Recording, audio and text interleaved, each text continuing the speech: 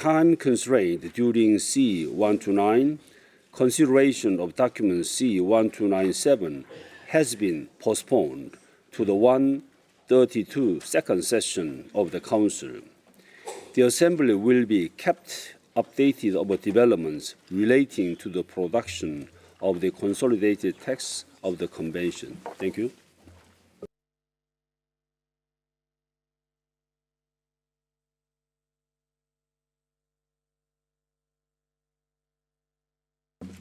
Thank you, Secretary General. I'll now invite delegations to comment on the document just introduced.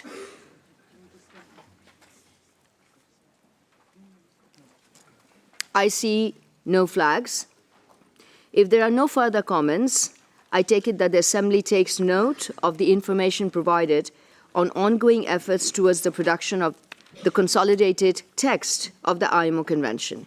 If there are no objections, it is so noted. We shall now move on to consideration of Agenda Item 10B on amendments to the IMO Convention. I invite the Secretary General to introduce documents A33/10B and A33/10B/add/.1. Thank you, Madam Vice President. These are two documents under this agenda item. Document A33/10B present draft amendments to Article 1, 17, and 18 of the Convention on the International Maritime Organization and relevant text for an associated draft Assembly resolution. These draft amendments were circulated via Note Verbal 53 in accordance with Article 71 of the Convention and were first introduced to the Council at its 127th session by Ukraine in Document 1274B6. Document A33/10B add 1 refers to a communication received from Ukraine requesting to keep the draft amendments in abeyance until further notice. Thank you. Thank you, Secretary General. Therefore, if there is no objection, and I see none, I take it that in the light of document A33/10B/add1, the draft amendments will be kept in abeyance until further notice. It is so decided. I now invite the Assembly to consider Agenda Item 11, consideration of the reports and recommendations of the Maritime Safety Committee. Before turning to the reports, I would like to draw the attention of the plenary to two documents submitted for the information of the Assembly as follows. Document A33/inf.9 by the Russian Federation, highlighting the technology aspects advancing key goals of IMO, in particular informing the Assembly of their ongoing work regarding autonomous navigation and MASS. And two, document A33/inf.10 by the Secretary General, providing information on the outcome of the joint IMO/ILO conference on work at sea held on 13 November 2023 at the IMO headquarters. I suggest that the Assembly notes the information provided. It is so decided. The reports of the 105th, 106th, and 107th sessions of the Maritime Safety Committee are referred to in document A33/11, submitted by the Secretary General. I now invite Mrs. Maite Medina of the United States, Chair of the Maritime Safety Committee, to generally introduce the reports of the committee on its 105th, 106th, and 107th sessions, bearing in mind that they will be considered in detail by Committee 2. You have the floor, Madam.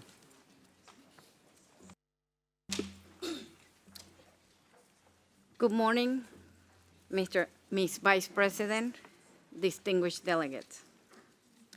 It gives me great pleasure to introduce the work of the Maritime Safety Committee during the present biennium.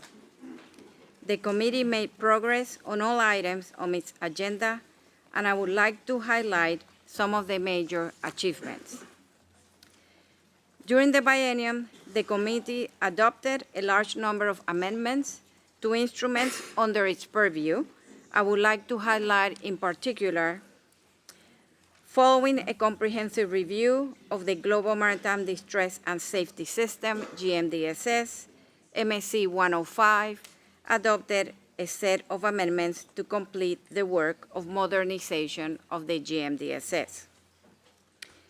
A new SOLAS, Chapter 15, and the associated new International Code of Safety for Ships Carrying Industrial Personnel, IP Code, were adopted at MSC 106.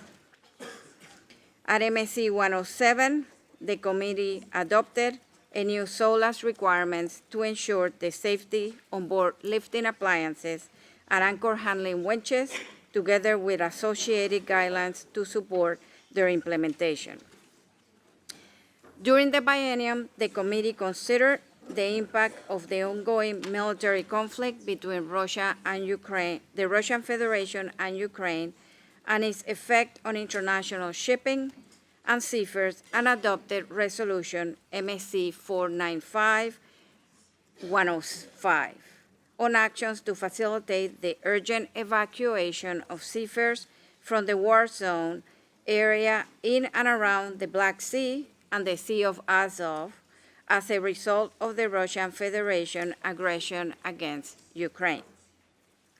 The committee approved and regularly updated the roadmap for developing a goal-based code for MAS, agreed to the establishment of a joint MSC-led FILE MAS working group to consider cross-committee issues, and progress work on the draft non-mandatory MAS code, with a view to adoption at MSC 109 in the autumn of 2024.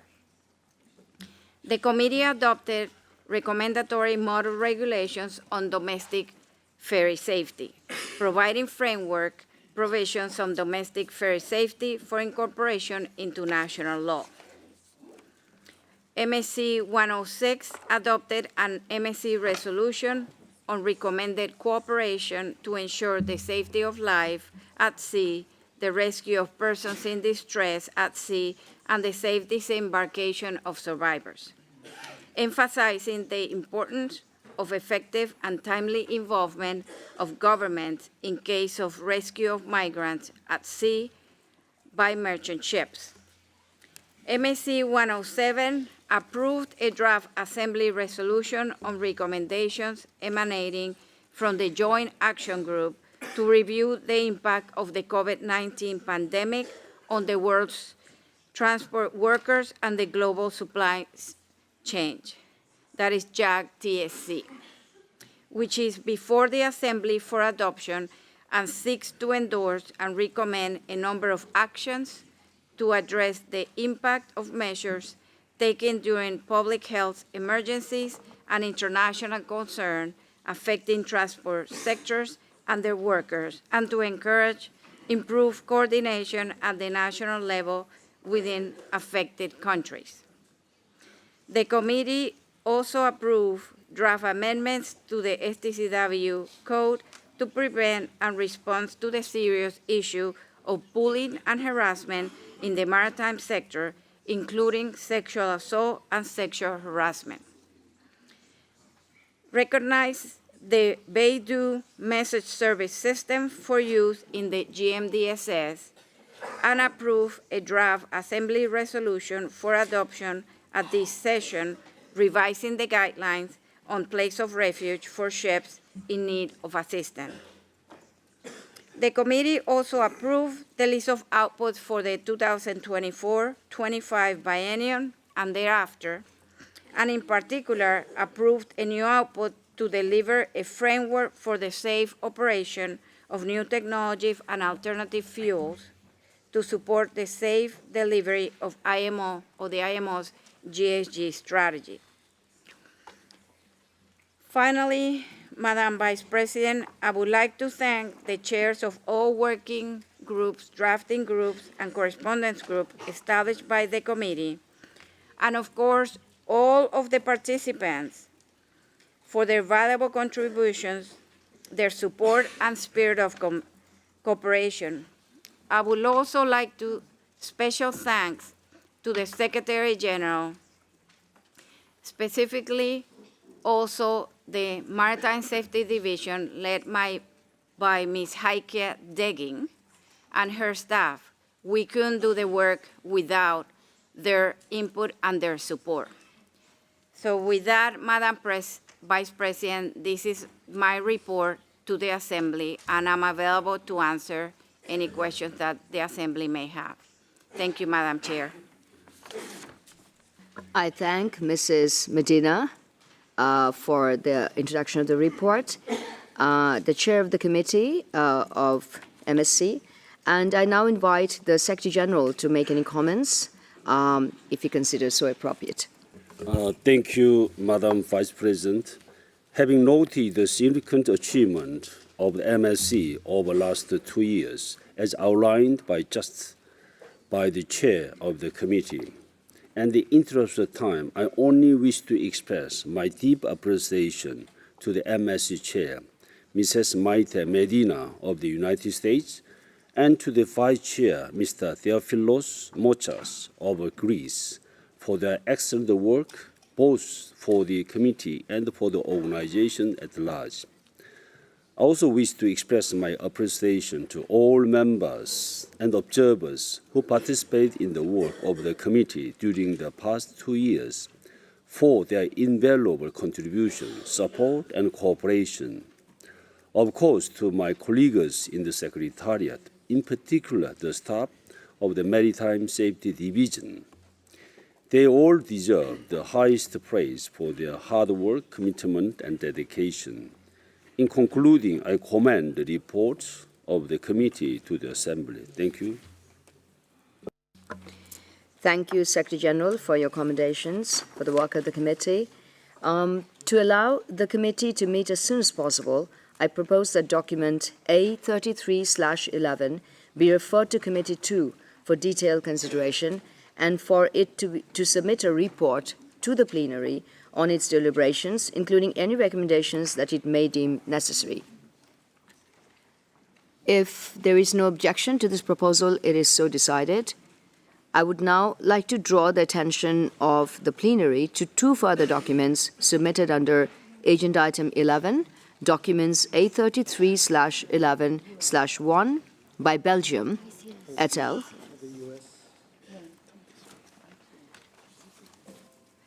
The United States? Not U.S., not U.S. ICS. I see the flag of the ICS delegate. You have the floor, sir. Thank you, Madam Vice President. Good morning to all. Madam Vice President, Secretary General, Your Excellencies, ladies and gentlemen.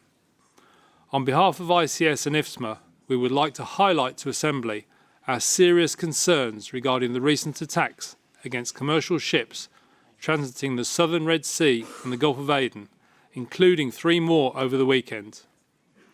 In all cases, these vessels are conducting their right of freedom of navigation and innocent passage. The attacks are a flagrant breach of international law and maritime norms by paramilitary forces in Yemen. These attacks must stop immediately and the innocent seafarers released. The cost to the safety and well-being of the seafarers on board those ships, while in the service of global trade, being embroiled in these attacks, should not be underestimated. And we would ask all of you to consider how you would feel were this you or a member of your family facing such hostility. Industry has issued routing guidance for ships in the region, and it is strongly urged that any vessel transiting these waters conduct a thorough threat and risk assessment, taking into account guidance from their flag state and P&I Club. Nevertheless, commercial ship self-protection measures against a well-armed and capable antagonist can only go so far, and we firmly believe that the well-developed maritime security architecture in the region should be brought to bear to ensure that no other ships and their crew fall victim to such aggression. Furthermore, noting the complexity of the situation, we would call on those states that have influence in the region to use everything within their power to maintain freedom of navigation and dissuade the antagonists from persisting in this aggressive and illegal action that disrupts trade and victimises those seafarers. We thank you for allowing us to make this statement today, and we would request that it is recorded in the report of Assembly. Thank you, Madam Vice Chair. I thank the representative of the International Chamber of Shipping, and I request that his comments be recorded. At this stage, we see the flag of the United States. You have the floor.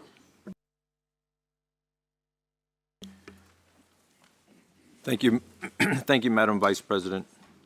The United States condemns in the strongest terms recent Houthi attacks in the Red Sea and the Gulf of Aden, including a November 26 launch of ballistic missiles into the Gulf of Aden from Houthi-controlled territory and Houthi drone threats to ships in international waters. These threats pose a significant risk to the security of vessels in the region. We join the Bahamas, Japan, Israel, Yemen, and others for calling for the immediate and unconditional release of the seized vessel, motor vessel Galaxy Leader, and its 25 crew members. This weekend, there were 4 attacks from Houthi-controlled territory against 3 separate vessels connected to 14 separate nations. These attacks continue to represent a direct threat to international commerce, maritime security, and the seafarers on board vessels in the region. We deplore these attacks and the seizure of commercial vessels, as well as Iran's support for these activities, which gravely threatens the safety and welfare of seafarers and poses serious risks to navigation safety. We join others in demanding that the Houthis cease such attacks, respect international maritime law, and refrain from any provocation or threats to regional states. We underscore the importance of enhancing international and regional cooperation to counter threats to maritime peace and security in the region. Thank you, Madam Vice President. I thank the distinguished delegate of the United States, and I give the floor to Belgium. Thank you, Madam Vice President. My intervention is back on the submission A3311/1. Maritime history dates back thousands of years, with ships serving as conduits for prosperity and growth in ancient civilizations. Until today, shipping remains an indispensable link shaping the trajectory of global future. In this respect, the May IMO... I intervene with the distinguished delegate of Belgium? We will introduce this document soon, and you can make your comments. You can, reserve your comments for that while we introduce this document. Now we are commenting on the issue of the Houthi attack. So we will give you the floor very soon when we consider that item, when we introduce that document. I hope I could make myself clear. Thank you. I now give the floor to the distinguished delegate of Japan. Thank you very much. شكرا جزيلا وصباح الخير. المعذرة. صباح الخير السيدة نائبة الرئيس. Thank the delegation of ICS for raising this very important matter. To be very brief, we wish to align with ICS and also previous intervention by United States. One of the ships which suffered from the attacks by Houthi rebels are Galaxy Leader, which is operated by our shipping company of Japan. Japan strongly condemns those acts which threaten the safety and freedom of navigation in that area. Japan will keep cooperating with all concerned countries to rescue unreleased Bahamian ships and the crews as soon as possible. And we also wish to ask you to kindly attach our statement in the record. We will send you our full statement in the text. Thank you. I thank the distinguished delegate of Japan and request that their statement be recorded. I now give the floor to the distinguished delegate of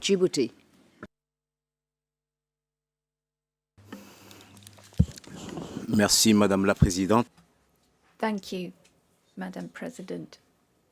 Djibouti is also concerned, as the international community is, and we also call upon the international community and draw attention to the terrorist attacks against commercial vessels. Djibouti and our neighbouring states are concerned at the risk of a major disaster, which we will not be able to deal with. We are also concerned for seafarers, for their lives. So we are launching an alarm call to the international community, and Djibouti remains committed to serving the international community to combat these terrorist acts. Thank you, Madam President. I thank the Djibouti delegation for the comments, and I give the floor to Bahamas.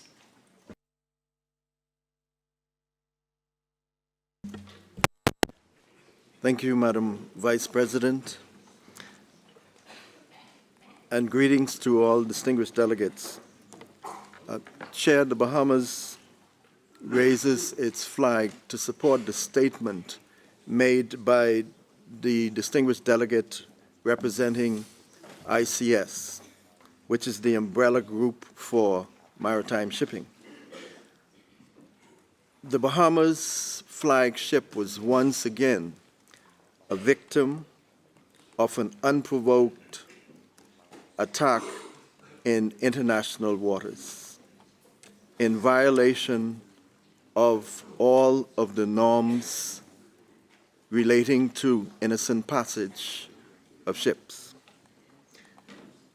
Chair, what we have emerging here is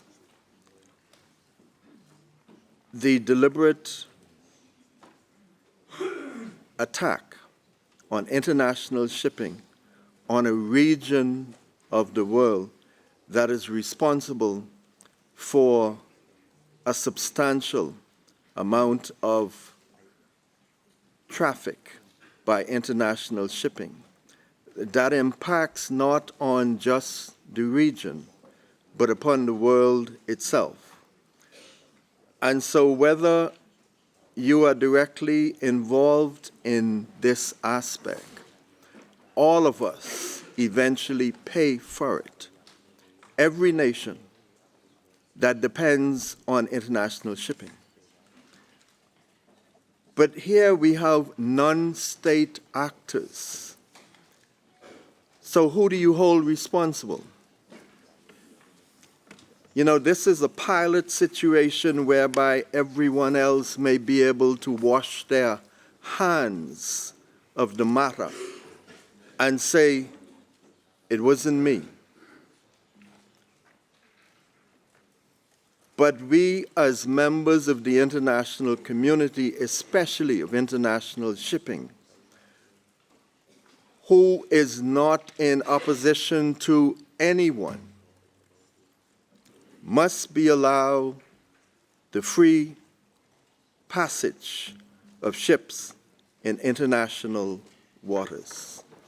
And it behooves all member states who are members of this regulatory body to involve themselves into this matter so that it comes to an end. We are concerned expressly about the welfare of our seafarers, who represents no single individual nation, but rather the world at large. And if there is one thing we need more than anything else these days, it is peace, if only on the waters. And so I support the statement made by the delegation of ICS, and we wish to thank the United States for their quick response in avoiding further damage to ships and the marine environment, and also further injuries to our seafarers. Thank you, Madam Vice President. I thank the distinguished delegation of Bahamas for its comments and concerns expressed of seafarers. I now have the pleasure of giving the floor to the delegation of Spain.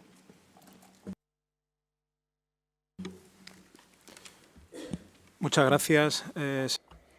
Thank you, Madam Vice President. Spain would like to associate itself with those who've condemned recent attacks on merchant shipping vessels, as stated by the United States, Japan, Bahamas, and the ICS. Thank you very much. I thank the distinguished delegate of Spain, and I give the floor to the distinguished delegate of Panama.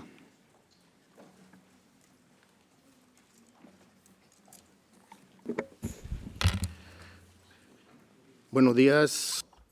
Good morning. Thank you, Madam Vice President. Good day to all of you here.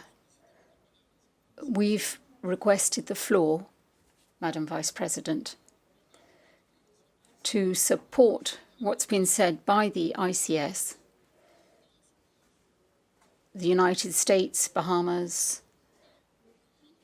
and all those who have raised their concerns at the attacks over the weekend. Well, there were 2 Panamanian-flagged vessels which were attacked by missiles yesterday.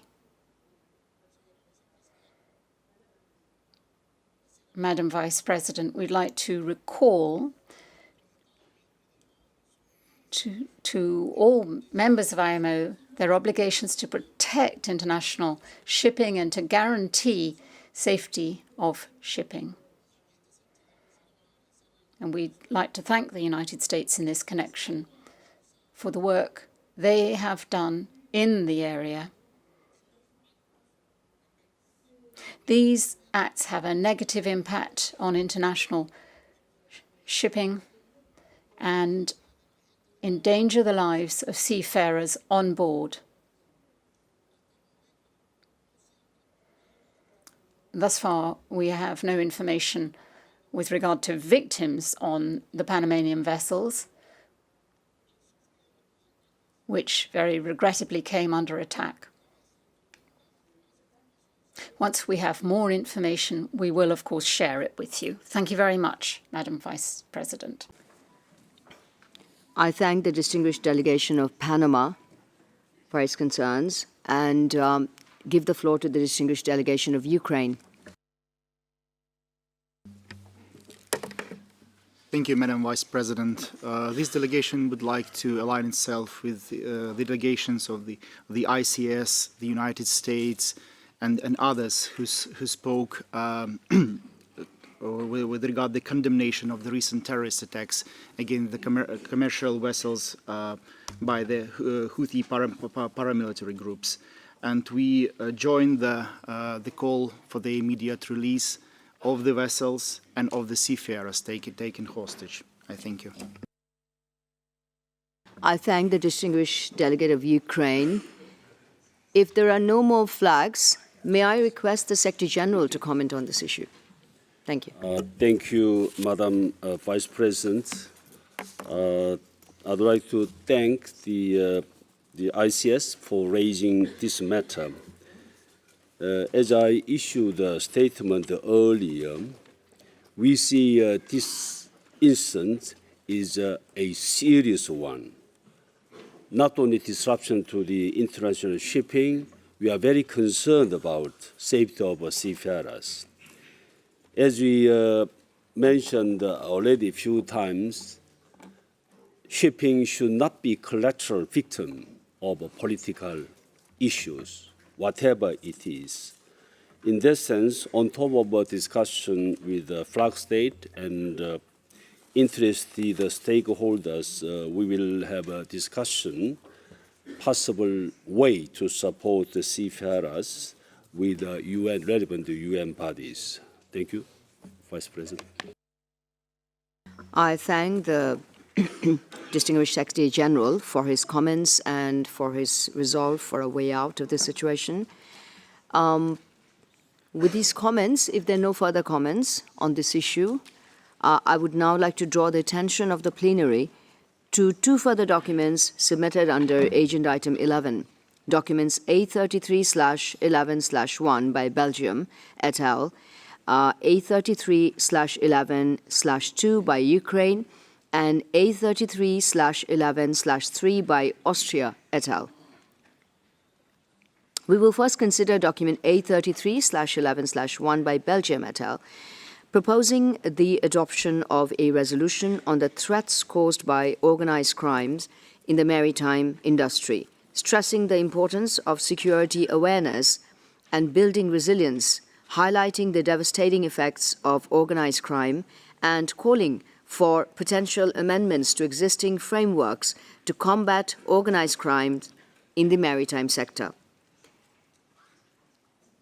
Unless there are any general comments, I would suggest that we refer the document and the draft resolution in its annex to Committee 2 for detailed consideration and advice to plenary. I see the distinguished delegate of Belgium's flag raised. You have the floor, sir. Thank you, Madam Vice President, and apologies for my first intervention due to a miscommunication. So maritime history dates back thousands of years, with ships serving as conduits for prosperity and growth in ancient civilizations. Until today, shipping remains an indispensable link shaping the trajectory of our global future. In this respect, the IMO plays an essential role in ensuring a future characterized by safe, environmentally sound, and secure shipping. Yet, the openness inherent to the nature of shipping has rendered it attractive to organized crime. Criminal networks exploit our ships and ports for the illicit trafficking of humans, wildlife, and goods. They employ violent methods that pose immense dangers to seafarers and port workers all over the world. The impact of organized crime extends far beyond the immediate threat, leaving a wake of destruction that undermines the very fabric of society. In response to this challenge, security awareness emerged as a cornerstone in safeguarding our ships and ports. It is also essential to empower seafarers and port workers, ensuring they receive the necessary training to withstand the pressures imposed by organized crime and to build resilience in the face of adversity. The welfare of these key workers is a paramount concern for this organization.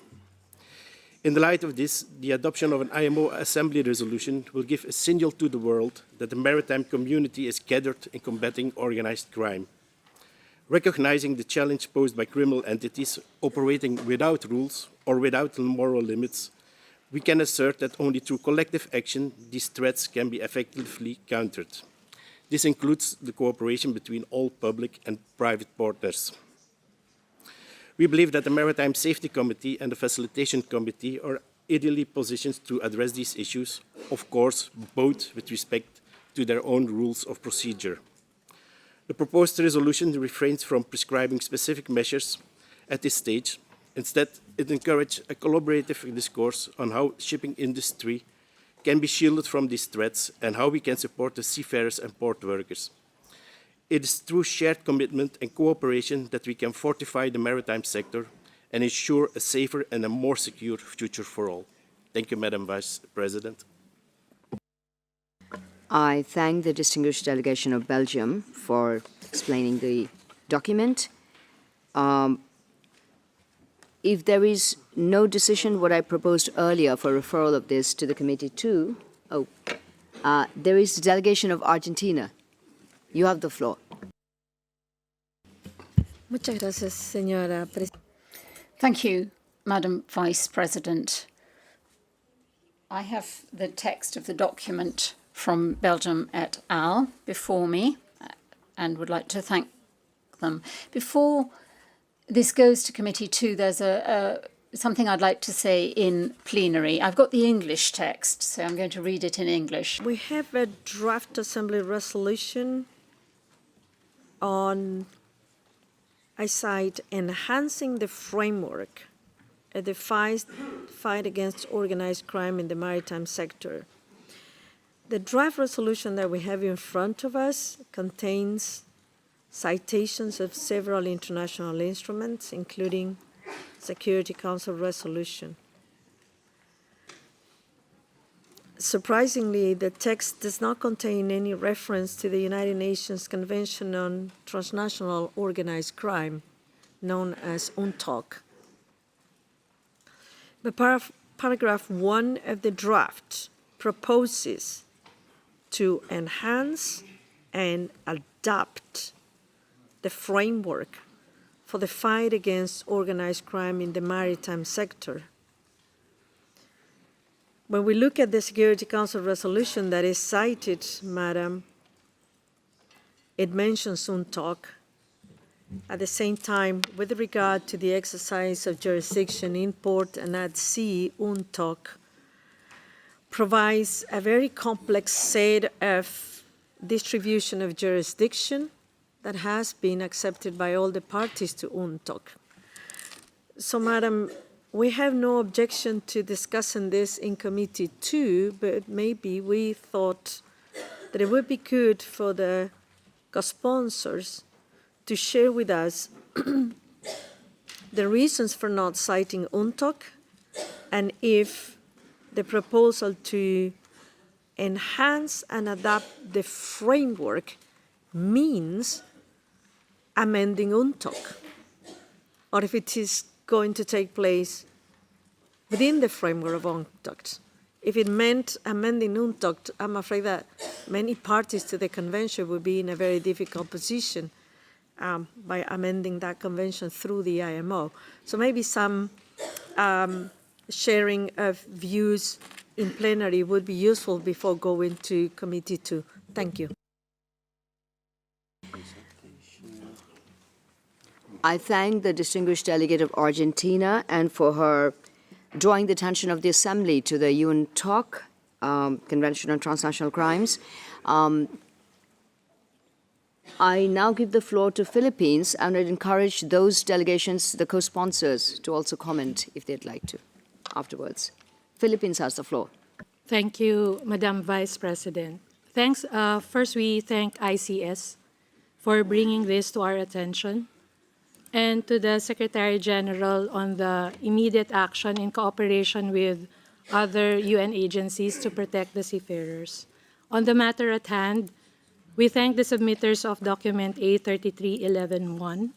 Indeed, organized crime has affected the maritime industry, international maritime trade, and has put the lives of seafarers at risk. And it is a challenge to law enforcers due to the advancement of the methods used in the commission of crimes. In view of its strategic location in Southeast Asia and as an archipelagic country, and the large number of Filipino seafarers it provides to the international merchant ships, the Philippines has emphasized the importance of combating maritime piracy and other organized crimes at sea. And the Philippines closely collaborates with the UN Office on Drugs and Crime, or UNODC, in combating crimes at sea, and is grateful for the training and technical support to our law enforcers from the Philippine Coast Guard and Philippine National Police Maritime Group. So in this sense, probably aside from the UN Transnational Organized Crimes, an important agency of the UN is the UNODC. So thank you, Madam President, and in general, we support the actions in paragraph 18 of the document and would likewise support in principle the draft Assembly resolution once amended by our committee. Thank you. I thank the distinguished delegate of Philippines for her comments, and I now give the floor to the representative of IAPH.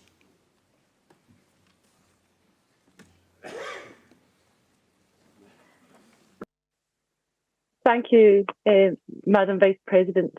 IAPH wishes to express support for the proposals outlined in document A33/11/1 to which IAPH was a co-sponsor.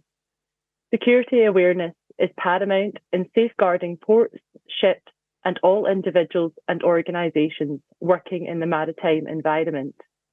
With a widening gap between criminality and resilience, there is an evident need to strengthen the existing framework to recognise the serious and devastating effects of organised crime in order to raise awareness of maritime security and build resilience. In particular, port workers and seafarers are increasingly being targeted by organised crime to help facilitate the transportation of illicit goods, posing significant risks to their health and safety. Increasing their awareness of the scale of global trafficking problems will give them the necessary tools to withstand the pressures from criminal organisations and contribute to the international efforts to detect and eliminate it. In this regard, IAPH would like to affirm its support for the proposed draft resolution and potential amendments to the existing framework to bring the fight against organised crime into the scope of the preventative measures taken by the IMO. Thank you very much.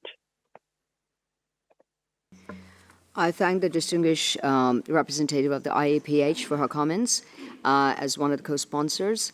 I now have the pleasure of giving the floor to Colombia. Buenos días, señora vicepresidenta. Good day, Madam Vice President, and all those of you at the plenary this morning. In brief, as a co-sponsor to this document, we believe that it's important for us to cooperate in order to address threats to international shipping, particularly the negative impact which organised crime represents as a growing threat to the illegal or the trafficking of human beings, of drugs, of weapons, of wildlife, and of cultural goods, among others. We think that the time is ripe for those countries with experience in tackling this sort of threat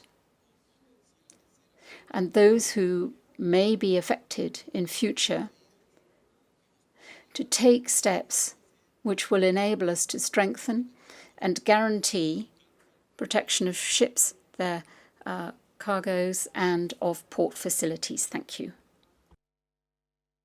I thank the distinguished delegate of Colombia and give the floor to the distinguished delegate of Spain. Muchas gracias, señora. Thank you, Madam Vice President. We'd like to thank Belgium and the other co-sponsors for this document. We've been supporting development and approval of instruments intended to prevent and suppress piracy, armed robbery against ships, illegal maritime activities, and organised crime in shipping. For example, the FAL Committee's guidelines and guidance to tackle illegal wildlife trade and corruption in shipping. Spain, therefore, in general, supports the draft resolution submitted by Belgium. It's in keeping with initiatives taken to tackle organised crime, and because we're aware of the disruption which organised crime can cause in the smooth and efficient handling of cargo, legitimate cargo and transport. Thank you. I thank the distinguished delegation of Spain and give the floor to the United Kingdom. Thank you, Vice President, and good day to all distinguished delegates.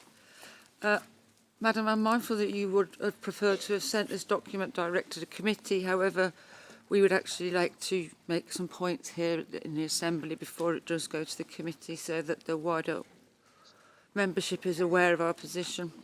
I'd like to start by thanking the co-sponsors for the document highlighting the threat of organised crime in the maritime industry.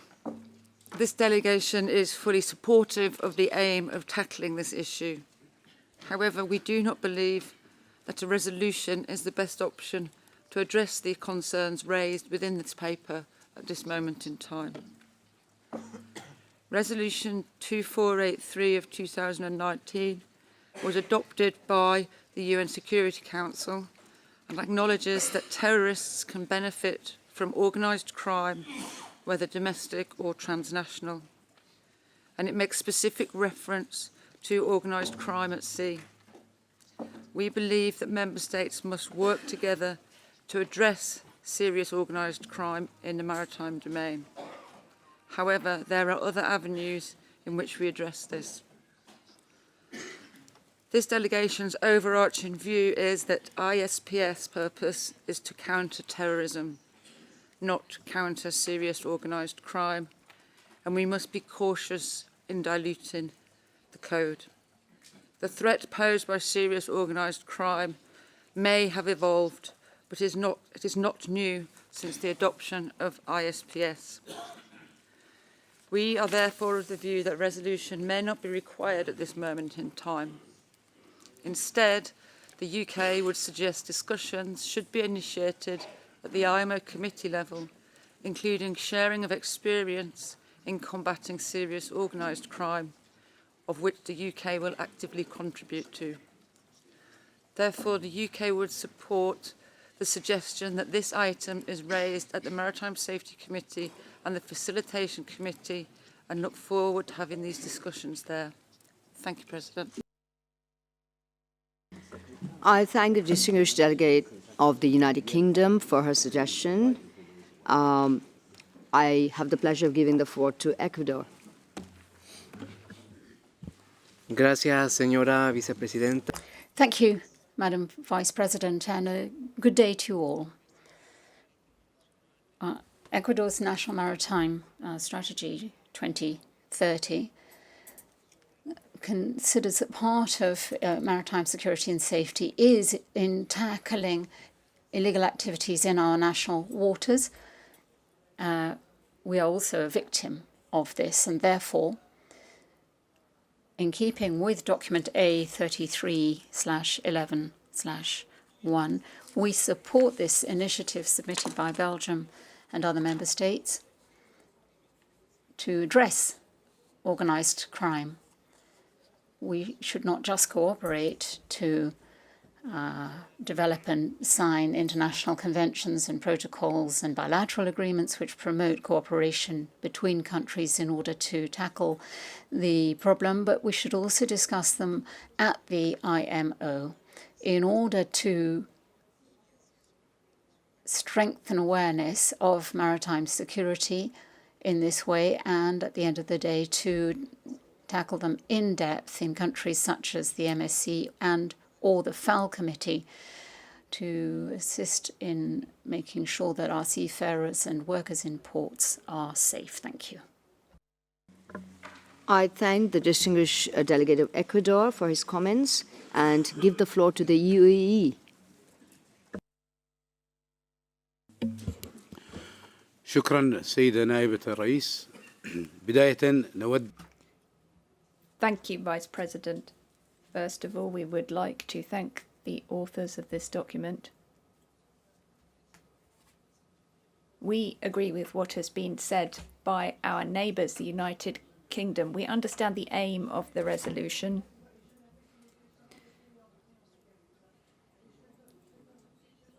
Articles 1 and 2 of the resolution calls upon interested member states to submit proposals to the Maritime Safety Committee and the FAL, and this can be done at any time. So for this reason, we don't think it is necessary to adopt a resolution at this time. It is possible to reflect the first and second paragraphs of the resolution in the report of the Assembly, and this matter can be dealt with within the committees. Thank you, Madam Vice President. I thank the distinguished delegate of the United Arab Emirates for his suggestion and give the floor to Chile.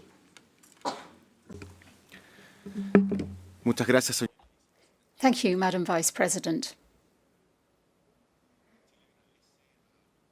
We'd like to thank the co-sponsors of the document, and we agree with the spirit of the resolution, we'd also like to express our thanks for the comments of the United Kingdom and the support to that from the UAE. I think the UK has taken the words from our mouth. We are entirely in agreement that action should be taken to enhance instruments relating to security, particularly the ISPAS code, and that should be addressed in the MSC. Thank you very much. I thank the distinguished delegate of Chile for their suggestions and give the floor to Belgium. Thank you, Madam Chair, to let me coming back. In response to the question made by the distinguished delegate of Argentina, no, it's not our aim to amend the UNCTAD convention because it's no part of the IMO legislation as other conventions who are dealing with drugs or criminal organizations. And so it's not part of the IMO legislation, so we cannot change it over here. Thank you. I thank the delegation of Belgium for their clarification. I give the floor to Sweden. Thank you, Madam Vice President. First of all, Sweden would like to thank Belgium and the co-sponsors for the document and for raising the important and challenging issue of combating security threats caused by organized crime in the maritime industry. Sweden agrees that we need to raise awareness regarding the security threats caused by organized crime and examine different possibilities to enhance the IMO framework in order to help seafarers and port workers to continue building resilience against the threats and pressures caused by organized crime. We therefore welcome the invitation to member states to submit proposals to the Facilitation Committee and the Maritime Safety Committee with the aim of enhancing and adapting the framework for the fight against organized crime in the maritime sector. Sweden also supports, in general, the draft resolution set out in the document. However, when it comes to the enhancement of the IMO framework and taking into account the risk-based nature of the ISPS code, Sweden is of the opinion that emphasis should be on supporting guidelines and not on the ISPS code. And we are, of course, willing to discuss this further in committee too. Thank you. I thank the delegation of Sweden and give the floor to Denmark. Thank you very much, Madam Vice President, and we thank Belgium and co-sponsors for addressing this very important matter. Denmark is in line with the co-sponsors regarding the need to fight organized crime within the maritime sector. Organized crime is increasing, and it affects us all. It furthermore spread wider than within this sector. There is therefore a need to firmly explore which actions, also in the IMO, that would be right to fight this. A further consideration regarding this should be done at the appropriate committees, and to effectively fight this matter, our actions need to be in collaborations with all relevant authorities and international organizations. I thank you, Chair. I thank the distinguished delegate of Denmark and give the floor to Cyprus. Thank you, Madam Vice President. As a co-sponsor to this document, this delegation supports the document, and I'm very grateful for the second intervention by Belgium, because I think indirectly it answers some of the issues that were raised during the debate. Operative paragraph number 1 of the proposed resolution only talks about MSC and FAL and within their competences. So therefore, we support the resolution. Thanks. I thank the distinguished delegate of Cyprus and give the floor to Uruguay.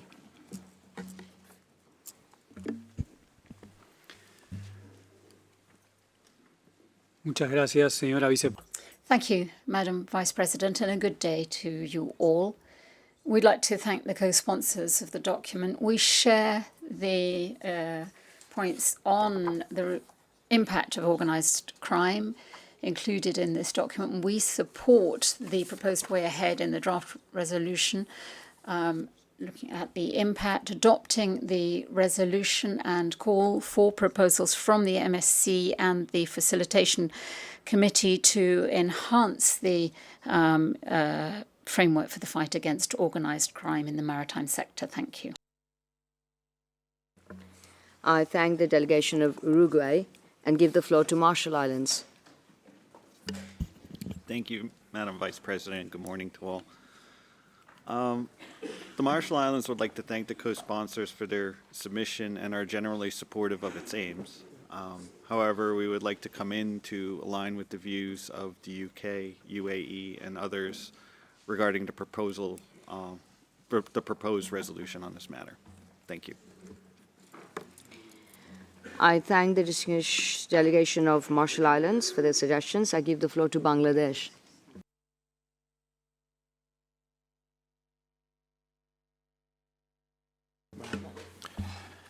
Thank you, Madam Vice President. In regard to the document I-33/11/1, we associate ourselves with the position expressed by the distinguished United Kingdom delegation and UAE and others. Thank you, Madam Vice President.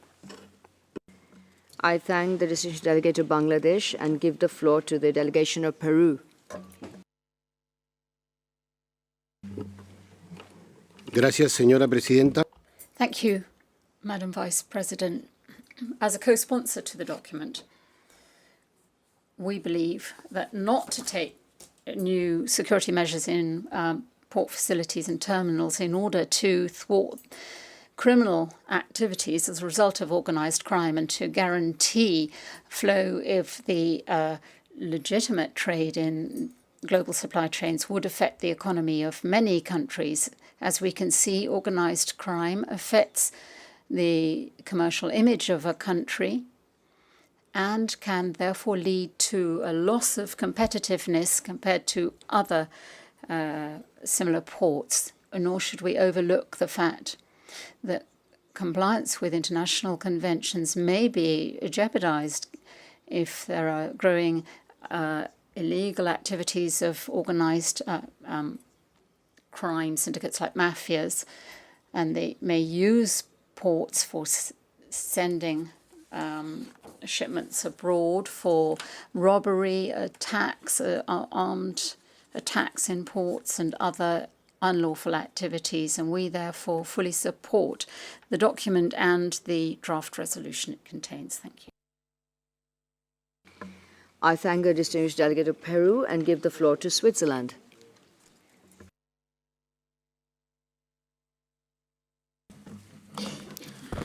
Merci beaucoup. Thank you. First of all, Switzerland would like to thank Belgium and the other co-sponsors for their submission and for drawing our attention to this matter. We would like to draw to your attention that Switzerland has organised a conference with the Netherlands on this matter, on the involvement of organised crime and their infiltration into the economic structures. Representatives of different member states presented work on this area last year. A group of professionals has been created by Europol and Interpol dealing with this matter.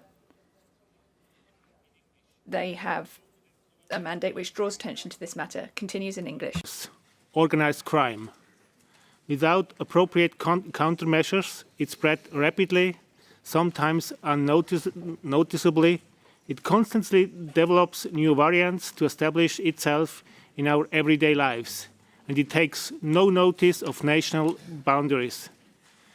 As with a virus, when threatening crime, we need to first understand its root causes.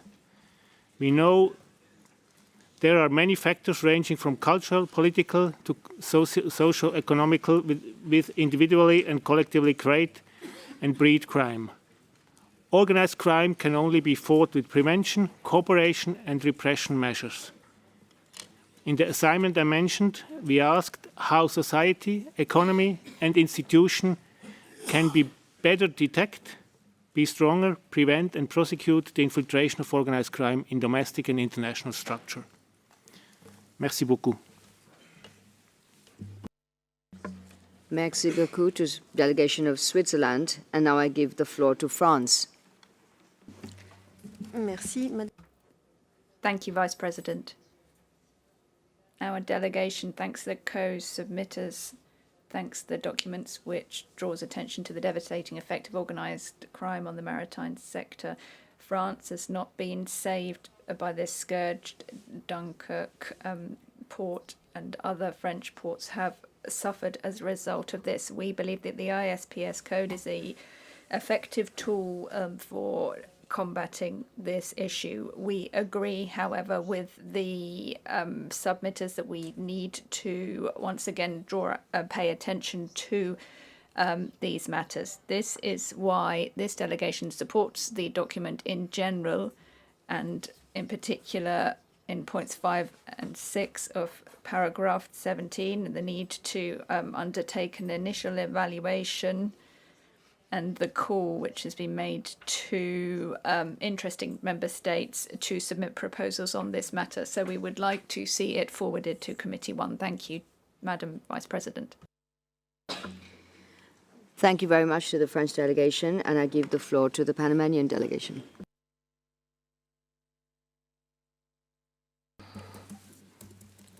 Muchas gracias, señora Presidenta. Thank you, Vice President, and a good day, everyone, and good day to those who are following us remotely. As a co-sponsor of the document, in Panama we're aware of all the actions that have been taken by the various bodies of the organization.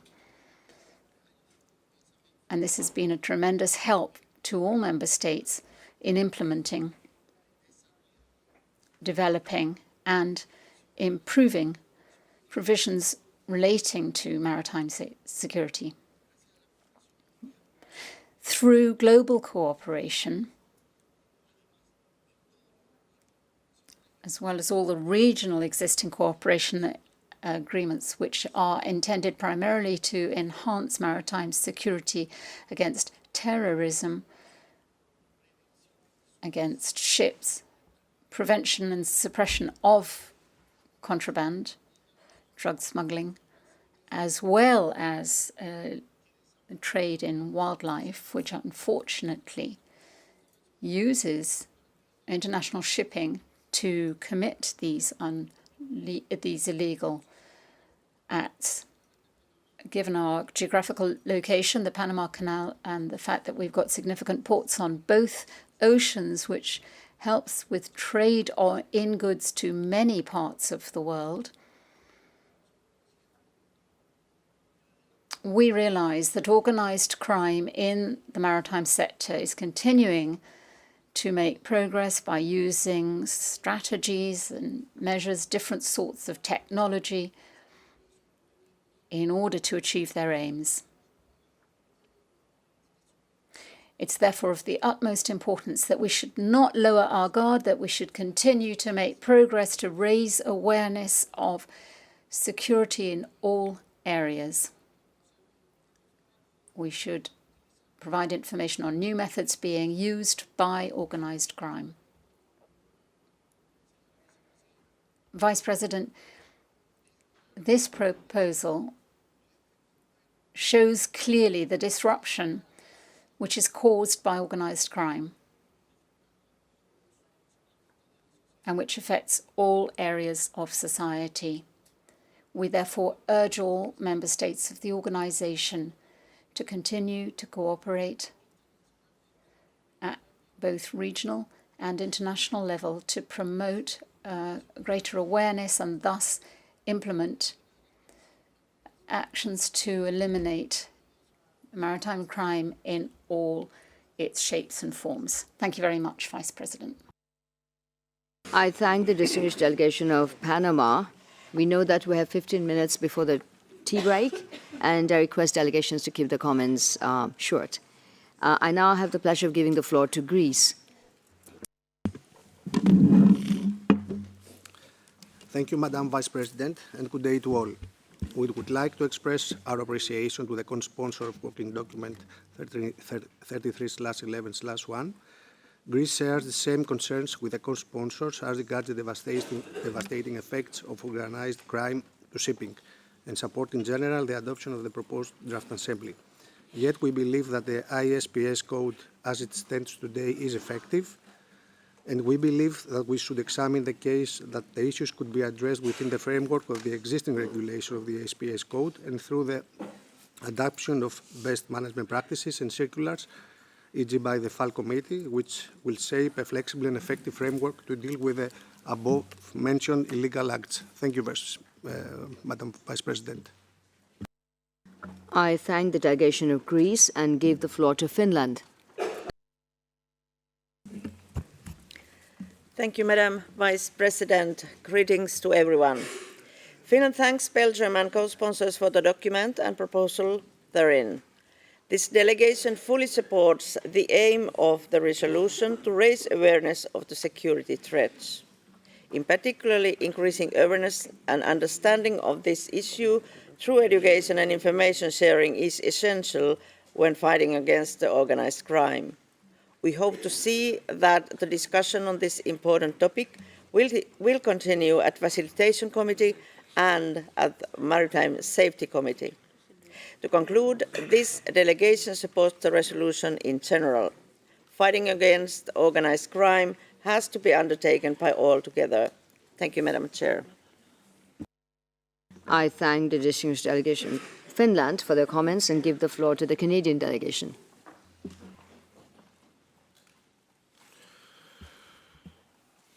Thank you, Madam Vice President. And thank you to the member states for this discussion. Canada recognizes the serious and devastating impact that organized crime has not only on the maritime sector, but the health of individuals, communities, and society as a whole. In that regard, Canada is supportive of the approach proposed by the UK and would support the call to member states to submit proposals on how to enhance the framework to support this effort going forward. Thank you. Thanks to the delegation of Canada for their brief comments. And the last member state on the list is the Netherlands. Thank you, Madam Vice President. As a co-sponsor of document A33/11/1, the Kingdom of the Netherlands would like to express its support for the document, which aims to adopt a draft resolution on the threats posed by organized crime in the maritime sector. The maritime sector is vulnerable to crime due to its open nature and its valuable cargo. And the Netherlands, as a country with a major seaport and facing increasing criminalization, especially due to drug transport by sea, fully supports the call in this document to share with the IMO the strategies and best practices that have worked to reduce the impact of organized crime on international maritime transport. The consequences of organized crime can be immense also for seafarers and port workers, and that is why we also support the call in the resolution for proposals to MSC and FAL for improving the framework for combating organized crime in the maritime sector. Thank you, Madam Vice President. I wanted to close the list of member states speaking to Netherlands, but I see there's a request for Kenya. So after that, we have the ICS, WSC, and the Interport Police. So I request to keep the comments really short. Okay. Thank you, Madam Vice President. Kenya, as one of the co-sponsors, really appreciates the support that this document is receiving from many of the delegates.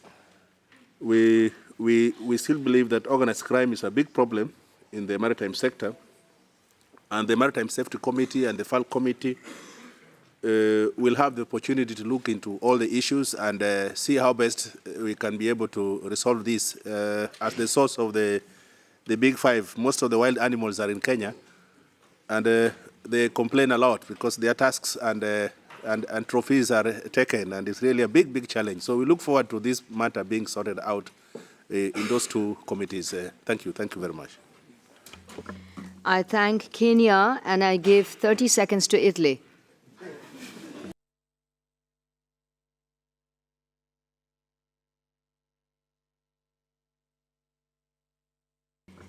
Delegation of Italy has the floor. Thank you, Chair. Italy thanks all the co-sponsors of this document, and we support the proposal to adopt a draft resolution on the threats caused by the organized crime in the maritime industry. Thank you, Chair. That was an exemplary statement. I give the floor to the representative of the ICS. Thank you, Madam Vice President. ICS thanks the co-sponsors for document A3311-1. To keep it short, ICS supports the intervention from the UK, supported by UAE, Marshall Islands, Bangladesh and Canada.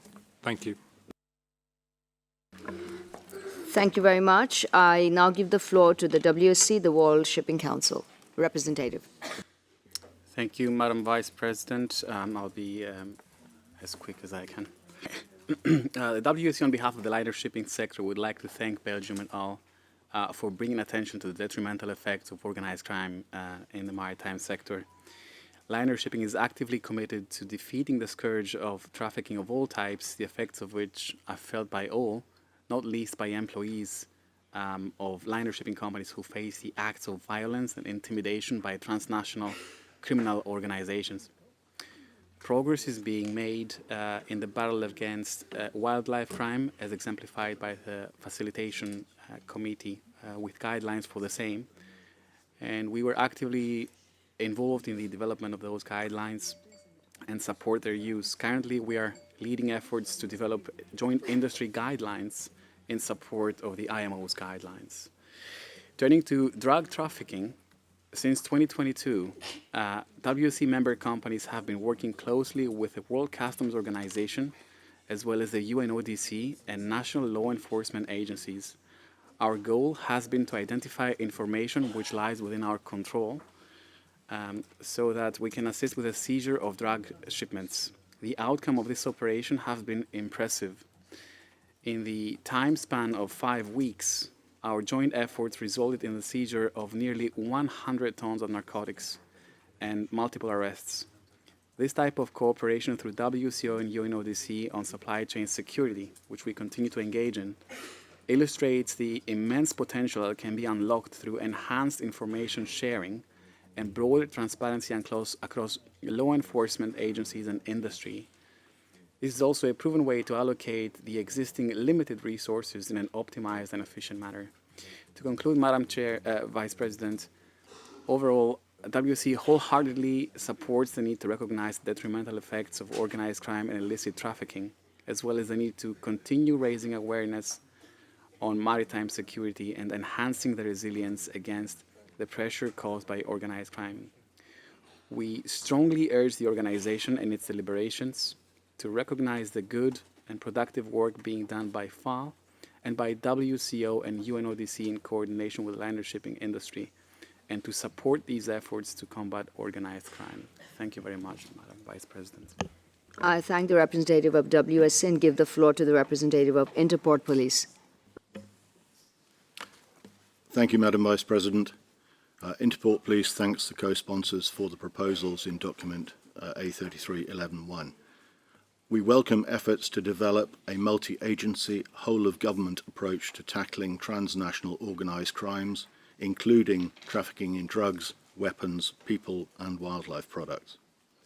We believe that the way forward is interagency cooperation at national and regional levels based on existing international legislation enabled by appropriate national legislation.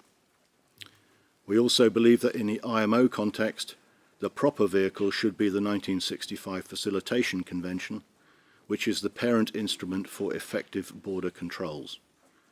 We salute the work of the FAO Committee on developing not only the guidelines on drugs and illegal wildlife trade, but also the very important FAO 5 Circular 47 on guidelines for national transport facilitation committees and programs, which is a major step forward. We believe that the guidance on drugs in resolutions MSC 22882 and FAO 934 are in need of updating. They are from 2007, and we will be working with BIMCO, Intermanager, US Coast Guard, Northeast Maritime Institute and other key players in Houston in January to develop recommendations which will be submitted later. and we look forward to contributing to the deliberations by the Member States in both FAL and MSC. Thank you, Madam Chair. I thank the representative of the Interport Police. We have heard many comments in the consideration of document A33/11/1, proposing the adoption of a resolution on the threats caused by organized crime in the maritime industry. We have heard that many references and cross-references were made to UN conventions and UN Security Council resolutions. And in this light, I would invite the comments by the Secretary General. Thank you, Madam Vice President. First of all, I'd like to myself thank for the co-sponsoring countries and organizations for submitting a very important document. As you see, this needs a comprehensive consideration to handle these issues.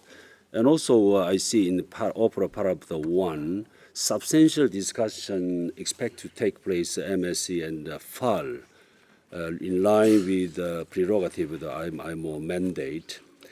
As mentioned by the distinguished delegate, the Argentina and others, there is a relevant to work of the other UN bodies, not only UNODC, there are some other UN bodies relevant to this exercise. So Secretariat will have a consultation with the UN relevant body and collect the information and which will be submitted to the next MSC and FAL for member states have a better position to consider these issues. Thank you, Madam Vice President. I thank the Secretary General for his initiatives in this regard.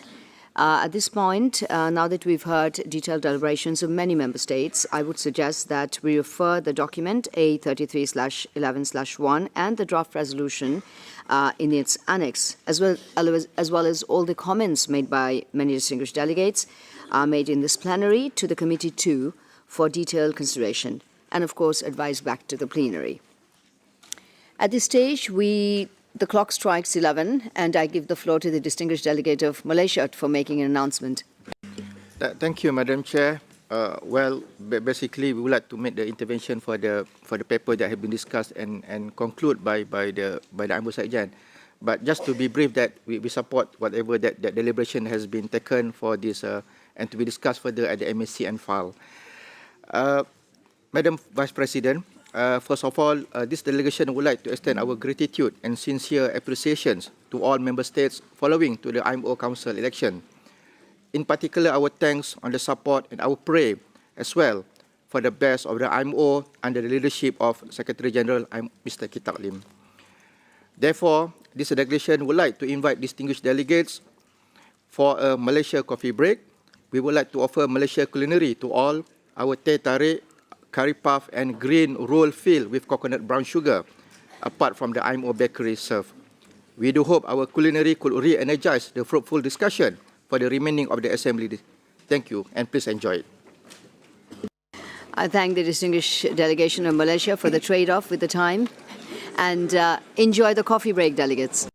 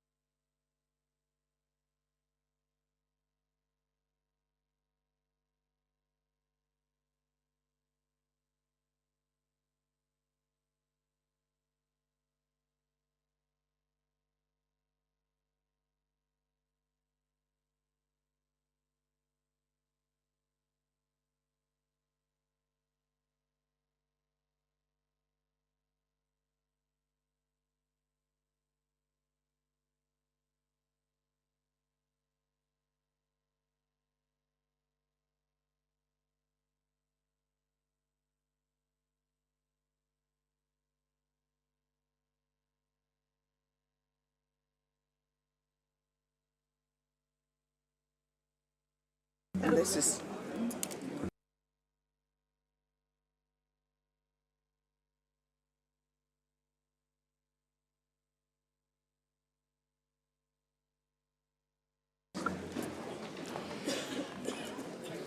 Distinguished delegates, I hope you enjoyed the Malaysian culinary experience and coffee break.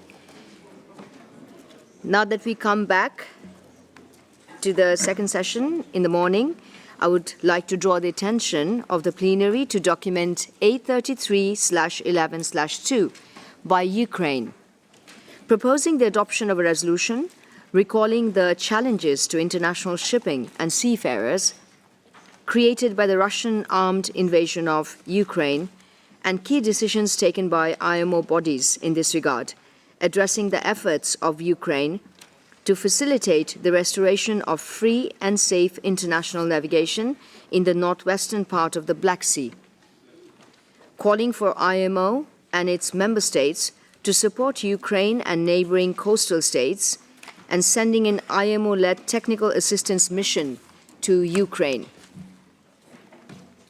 In this regard, I would also like to draw the attention of the plenary to document A33/11/3 by Austria et al., proposing modifications to operative paragraph 14 to 18 of the draft resolution proposed in document A33/11/2.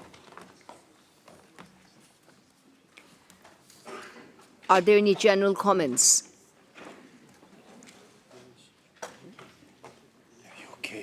Okay, unless there are general comments, I would suggest that we refer the document. I'm sorry about that. The United Kingdom has the floor. Ukraine has the floor. Sorry, sir. Thank you, Madam Vice President. On the morning of 24th February 2022, the world woke up and held its breath as it observed the Russian Federation starting the invasion of a sovereign state of Ukraine. The record of horrors of war crimes and crimes against humanity that this barbaric state spreads in my country, both at land and at sea, is extensive. But the aggression started long before the above date, in February 2014. Regrettably, the challenges created by Russian aggression against my country remained outside the serious attention of the organization for a very long time.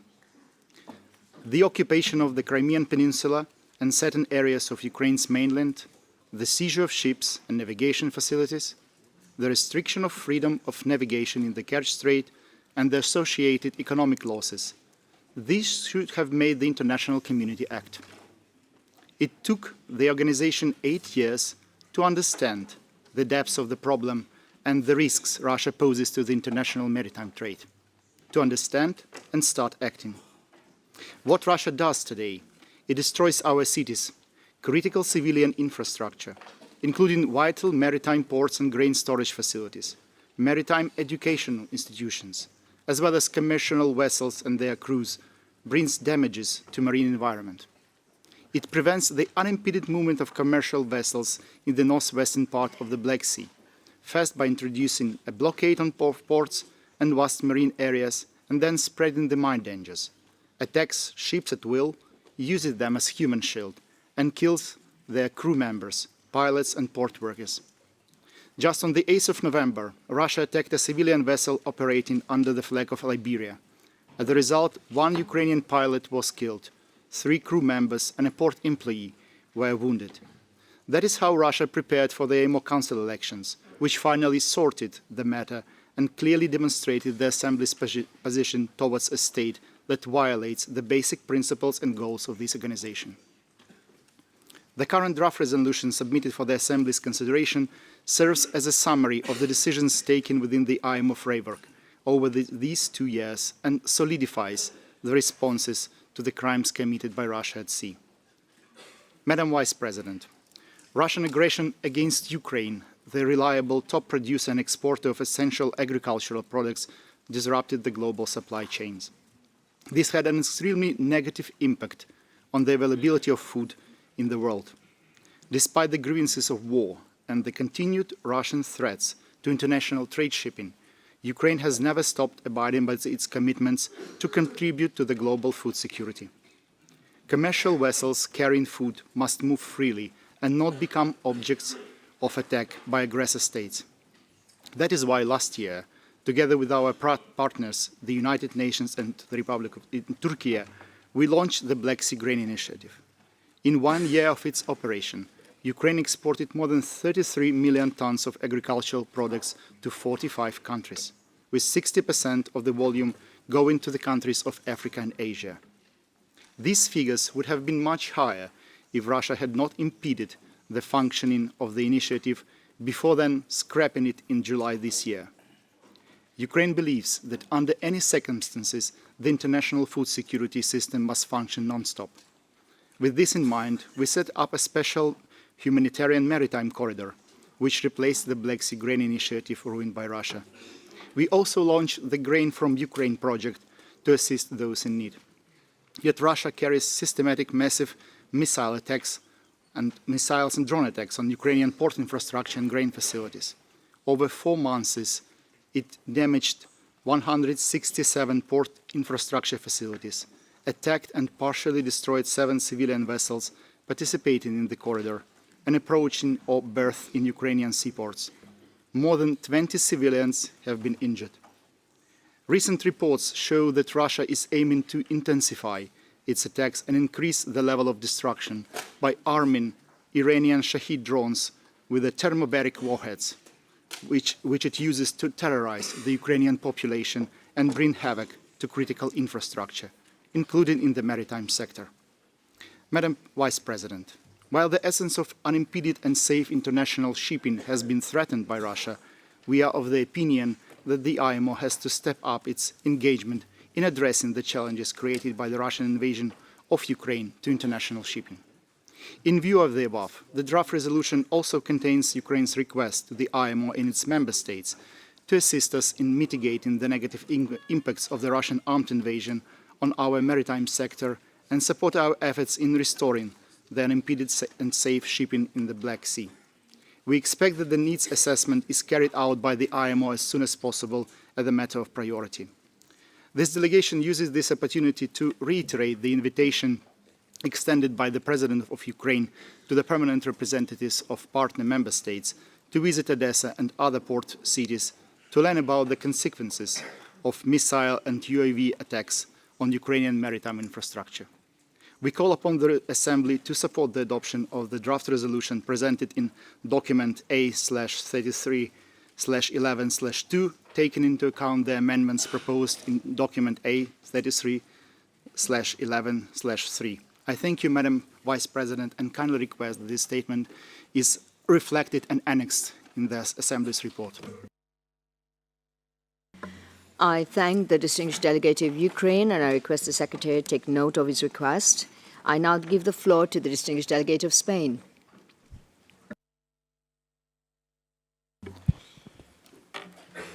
Muchas gracias, señora vicepresidenta. Thank you, Madam Vice President.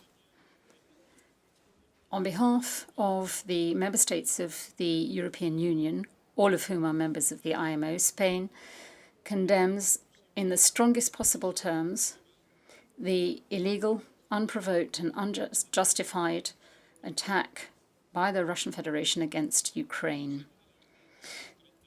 The IMO Council, at its 35th extraordinary session, firmly condemned the violation by the Russian Federation of the territorial integrity and sovereignty of a United Nations member state extending to its territorial waters, which is incompatible with the principles of the United Nations Charter and IMO's goals as established in Article 1 of the IMO Convention, and represents a grave danger to human life and a grave risk to the safety of shipping and the marine environment.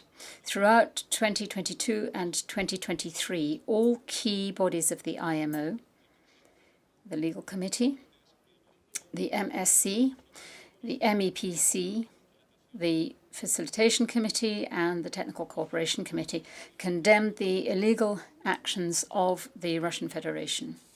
Russia's war of aggression against Ukraine continues to threaten peace and security in Europe and across the world and has grave global consequences in terms of a rise in food insecurity and energy prices. Russia, its political leaders and all those involved in violations of international law and international humanitarian law in Ukraine will have to give account of their actions and respond. The European Union and its member states will never recognize those territories temporarily under Russian military control as anything other than part of Ukraine, and will continue to support Ukraine's efforts to restore its territorial integrity within its internationally recognized borders for as long as it may be necessary.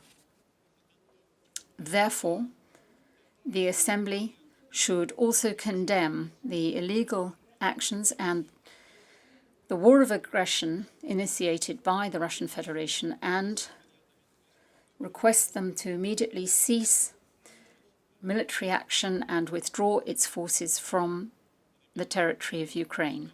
Furthermore, Spain welcomes Ukraine's efforts intended to safeguard safety, stability, and freedom of international shipping in its sovereign waters in the northwestern part of the Black Sea and prevent a global food crisis after the Russian Federation's termination of the Black Sea Grain Initiative,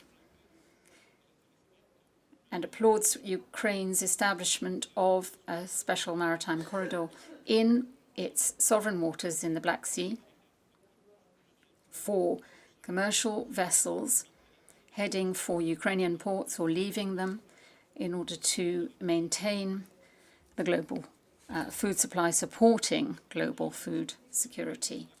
To this end, Spain supports a needs assessment being conducted as a priority in order, with a view to establishing technical cooperation to support Ukraine in implementing IMO instruments while Ukraine continues to use the special maritime corridor. And finally, Spain supports the draft resolution on the impact on international shipping of the Russian armed invasion of Ukraine, with the amendments contained in the annex to document A33/11/3.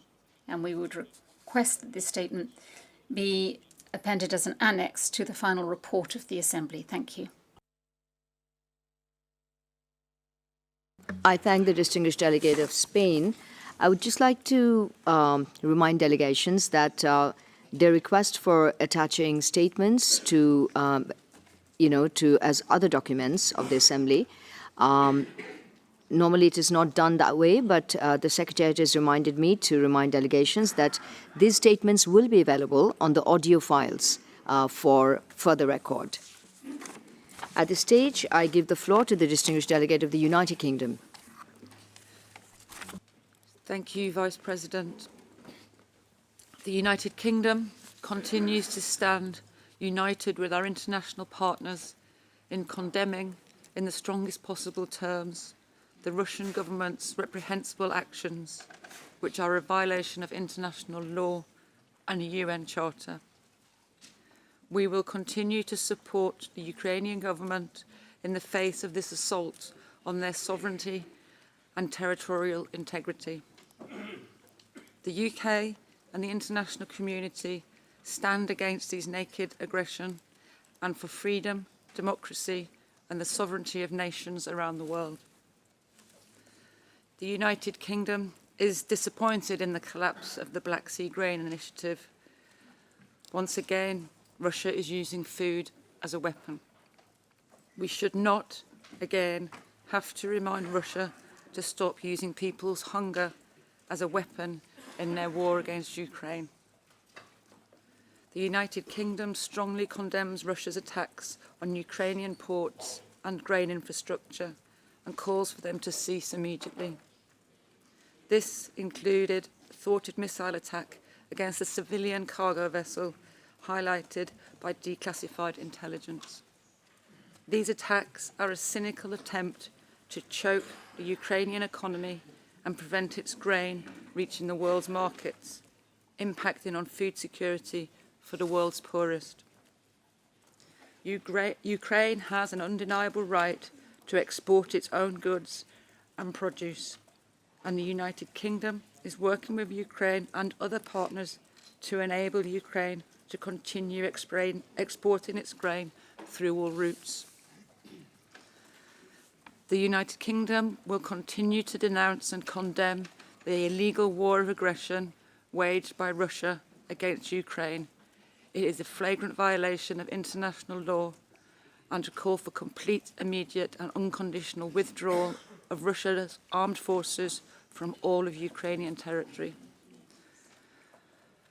For the reasons explained by Spain, as a co-sponsor to A33-11-3, the United Kingdom gives its full support to the resolution attached at the annex of A33-11-3 and requests that it is sent to the Committee 2 for consideration, finalisation and referral back to the Assembly for adoption. Thank you, Vice President. I thank the distinguished delegate of the UK and give the floor to the distinguished delegate of the United States. Thank you, Madam Vice President. The United States condemns in the strongest possible terms the Russian Federation's unprovoked and illegal war against Ukraine.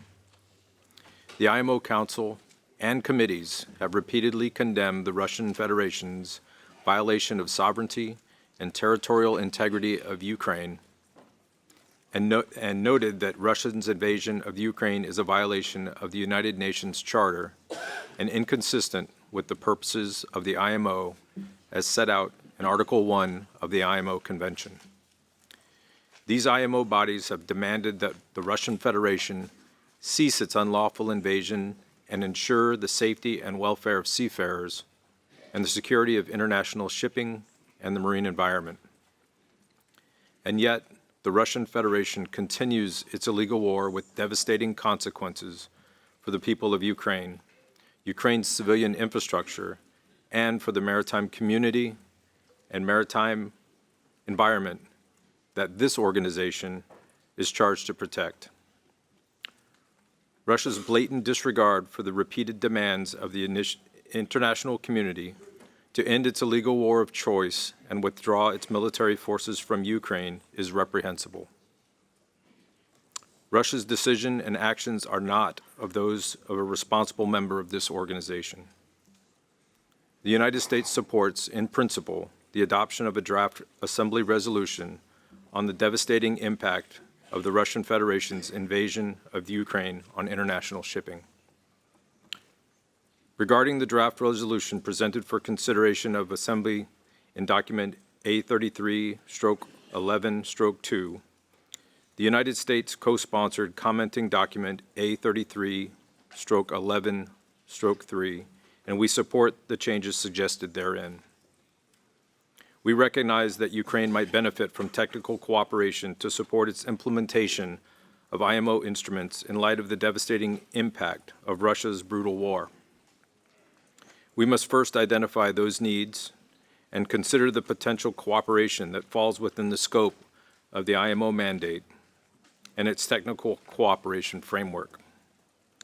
Therefore, we support conducting an initial needs assessment to identify potential technical cooperation to mitigate the negative impact of Russia's war on Ukraine's ability to implement international instruments.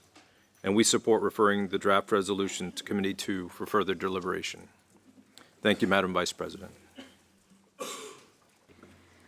I thank the distinguished delegate of the United States and give the floor to Canada.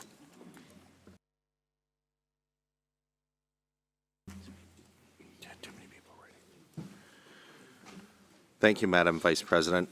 Canada joins others in condemning in the strongest possible terms Russia's ongoing, unjustifiable, and egregious attack on Ukraine. As we have stated before, the invasion is an attack on international law, democracy, freedom, and human rights. The invasion severely threatens the safety and security of merchant shipping, the protection of the marine environment, and the lives and safeties of seafarers and the integrity of global supply lines. Further, Russia's actions aimed at destroying, seizing, or interfering with the functioning of key navigational aids and systems in the region further jeopardize the safety of international shipping in the region. We stand in solidarity with Ukraine and call on Russia to immediately cease its aggression and withdraw from Ukraine's sovereign territory. As expressed during the 129th meeting of Council, Canada was disappointed with Russia's withdrawal from the Black Sea Grain Initiative. In this regard, Canada wishes to align itself with statements by Spain, UK, and others, and calls on Russia to abide by its obligations under relevant international treaties and conventions, in particular to ensure the safe and unhindered passage of vessels in the region in accordance with international law. In this regard, as a co-sponsor of A33/11/3, Canada clearly supports the revised resolution contained in this document to identify technical cooperation efforts to support the safe movement of vessels in Ukraine's maritime corridor. Thank you. I thank the distinguished delegation of Canada for their comments. I see one more flag, the distinguished delegate of Japan. Thank you, Madam Vice President. As expressed by many others, Japan condemns Russia's aggression against Ukraine in the strongest term. Such an attempt of a unilateral change of the status quo by force constitutes a clear violation of international law, and it is a grave breach of the United Nations Charter. All actions that shake the very foundation of international order are absolutely unacceptable. Japan urges Russia to cease its ongoing aggression and to withdraw its troops and military equipment immediately, completely and unconditionally from the entire internationally recognized territory of Ukraine. And Japan thanks Ukraine for submitting document A33/11/2. We generally support adoption of the Assembly resolution in view of effective implementation of the Assembly resolution, utilizing the organization's technical cooperation framework, taking into consideration the mandate of the organization. Japan supports sending the proposed modification set out in document A33/11/2, which we co-sponsor to the committee too, and adopt it at this assembly. Thank you.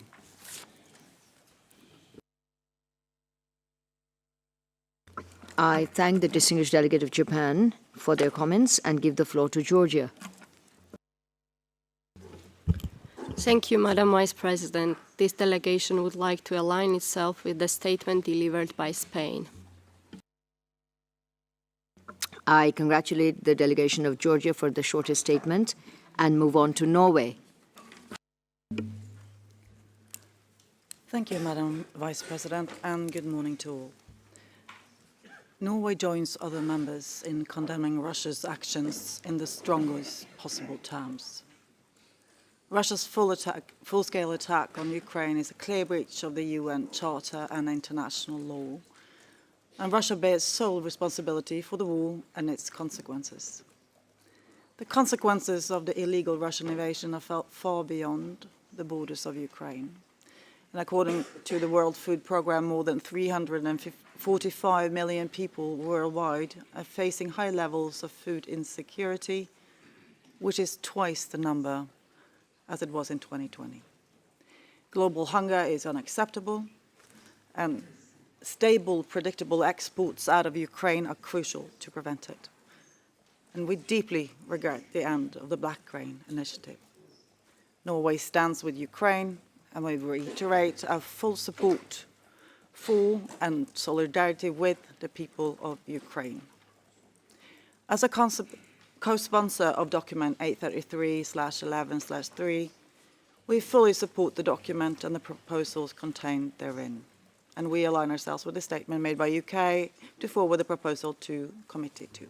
Thank you, Madam Vice President. Thank you, Madam, for your comment. And I now have the pleasure of giving the floor to the distinguished delegate of Australia. Thank you, Madam President. Australia aligns with the views expressed by the long list of states taking the floor before us. Thank you. Thank you, delegation of Australia. Sweden has the floor. Thank you, Madam President. Sweden wants to reiterate its condemnation in the strongest possible terms of Russia's unprovoked and unjustified act of aggression against Ukraine, which grossly violates international law and the UN Charter, undermines international security and stability, and Sweden supports and wants to align itself with what was just said by Spain and many others, and express our full solidarity with the Ukraine and the Ukrainian people. In document A3311-3, of which Sweden is a co-sponsor, we offer amendment proposals to document A3311-2. The resolution found in the annex of document 11.3 acknowledges the challenges for international shipping and seafarers caused by the Russian Federation's armed invasion of Ukraine, and it outlines key outcomes and the decisions taken by the IMO bodies in this regard. Sweden is of the opinion that the challenges and the decisions in response to the invasion must continue to be acknowledged and highlighted for as long as needed, and at least as long as Russia's war in Ukraine causes these challenges to international shipping and seafarers. To continue, and being mindful of the IMO's mandate as outlined in the Convention, we offer alternative text to operative paragraphs 14 to 18 of the draft resolution. The proposed modification take into consideration the scope of the IMO, the implementation of IMO instruments, and the organization's technical cooperation framework. To conclude, Sweden wholeheartedly supports adoption of the draft resolution on the impact of the Russian armed invasion of Ukraine and on international shipping, with the amendments proposed in document A3311-3. Thank you. I thank the delegation of Sweden and give the floor to the delegate of Estonia. Thank you. Estonia aligns with the statements made by all countries supporting Ukraine. Russia's unprovoked aggression is unacceptable. Estonia continues to support Ukraine in all possible levels. Thank you. I thank the Estonian delegation for the comments and give the floor to Poland. Thank you, Madam Vice President. I will be brief. I would like to support the statement presented by Spain. Thank you. I thank the delegation of Poland and give the floor to China. Thank you, Madam Vice President. We would like to thank Ukraine for document A33/11/2 and the co-sponsors for their document. We've noted that this draft assembly resolution was submitted a few days before the assembly. It involves safety, security, the Technical Cooperation Fund, and many other specific actions that have not been discussed in depth by the relevant committees and the Council. We hope that we could first have serious discussions in the appropriate committees or the Council. Then we could make decisions on this important issue. Thank you. I thank the distinguished delegation of China for their suggestions and hand over the floor to Romania. Thank you, Madam Vice President.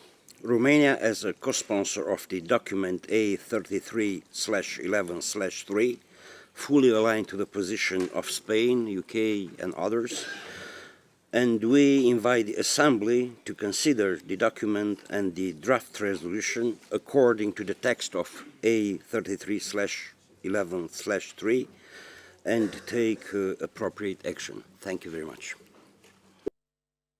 I thank the distinguished delegate of Romania and give the floor to the distinguished delegation of Moldova.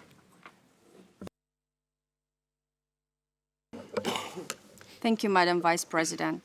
The Republic of Moldova fully aligns itself with the statement made by Spain. The Republic of Moldova reiterates its deep concern on the impact of the Russian Federation invasion of Ukraine, particularly on the safety and international shipping that represents a critical security threat for the Black Sea region and the entire Europe. It is essential to increase support to Ukraine in its existential struggle to restore sovereignty and territorial integrity. The Republic of Moldova will stand with Ukraine as long as it is necessary. Thank you. I thank the distinguished delegate of Republic of Moldova for their comments. Are there any other delegates wishing to take the floor?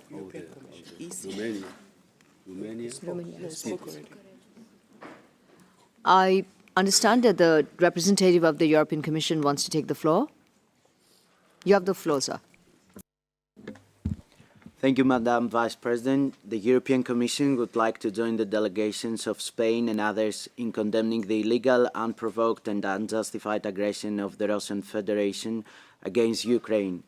Moreover, we commend Ukraine's efforts in establishing a special maritime corridor in its sovereign waters in the Black Sea, and we would also like to express our support to conduct a needs assessment as a priority with the view of establishing technical cooperation to support Ukraine in the implementation of the IMO instruments as Ukraine continues to operate the Special Maritime Corridor. In this regard, we support the draft resolution on the impact of the Russian armed invasion of Ukraine on the international shipping contained in the annex to document A33/11/3, which the European Commission also co-sponsors. I thank the distinguished representative of the EC and now give the floor to the Republic of Korea. Thank you. Republic of Korea associates itself opinion and concerns expressed by co-sponsors of document A33/11/3. Thank you.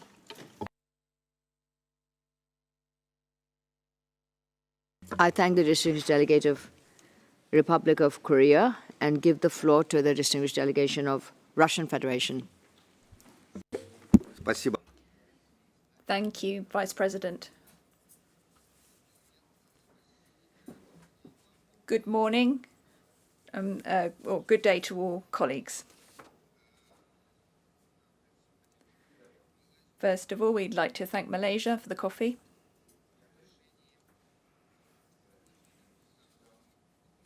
On the submissions and the current discussion, Vice President. Vice President, in our view, at the Assembly, we have seen submitted some very weakly developed documents with the proposed draft Assembly resolution contained. And then a second submission was made not long ago. In our view, this is an unsuccessful attempt to improve on the previous document. In the draft resolution, which seeks approval from the Assembly, there are unfounded proposals on the content of the resolution is based on disinformation. Unfortunately, our organisation will not be surprised by this. The first version of the document, Vice President, aimed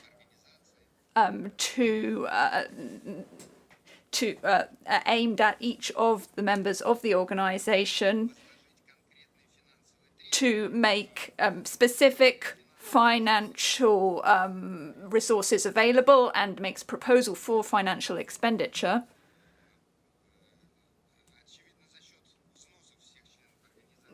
clearly on the basis of contributions made by members of the organization. Furthermore, the resolution dictates timeframes. The second version, an attempt is made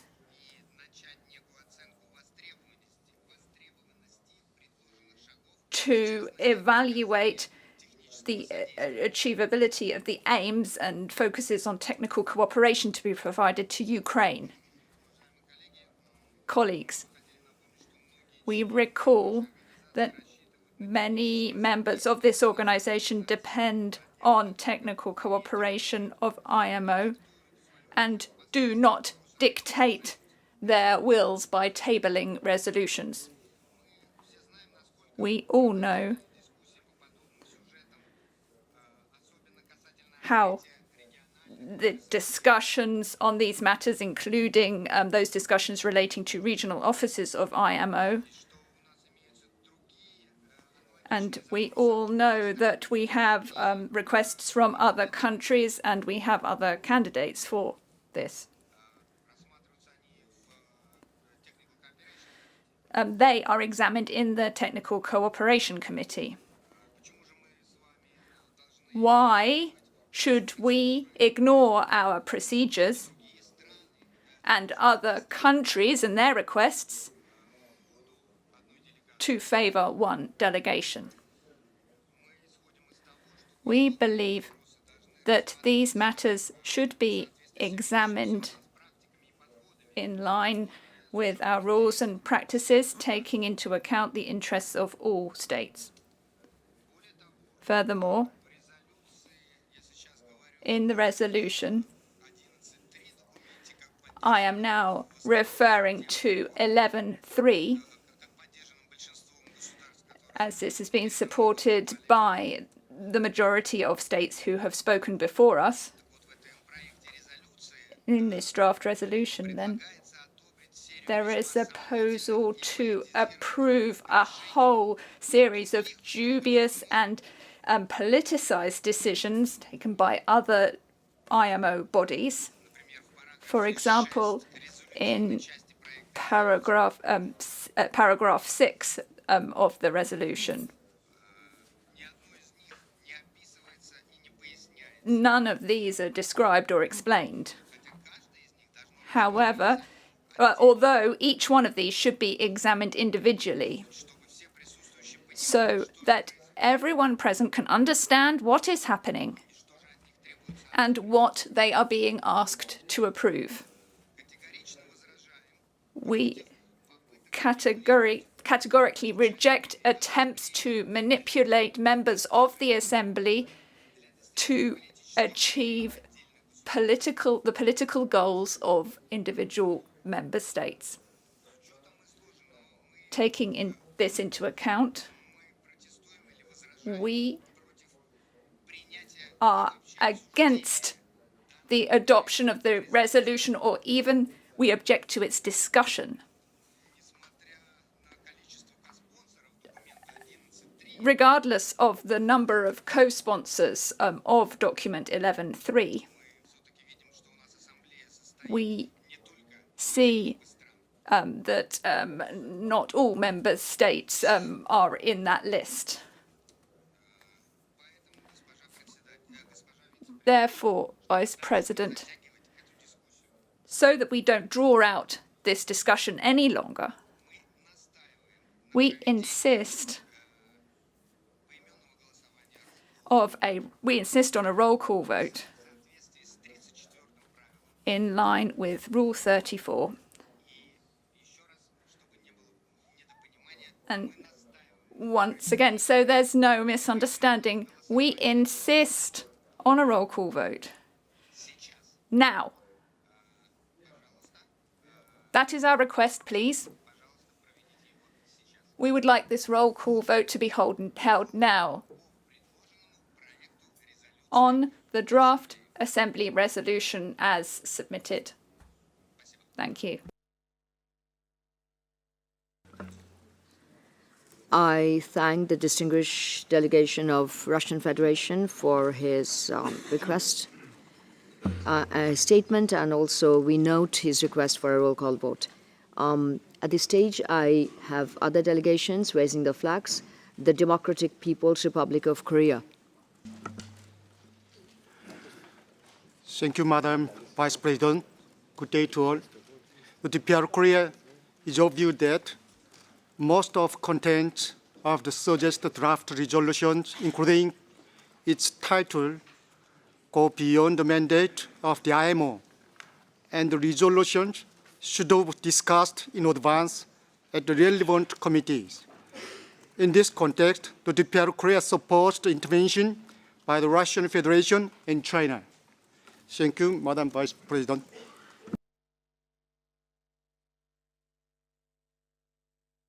I thank the delegation of DPRK and give the floor to Belarus.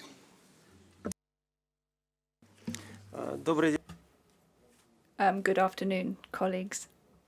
Our delegation does not support the continuation of this discussion and the adoption of the draft resolution. We believe that this submission is not constructive. We are against the document which has been submitted by a group of countries at IMO. Therefore, we support the statement made by the Russian Federation and the DPRK, and we would like this put to the vote. Thank you.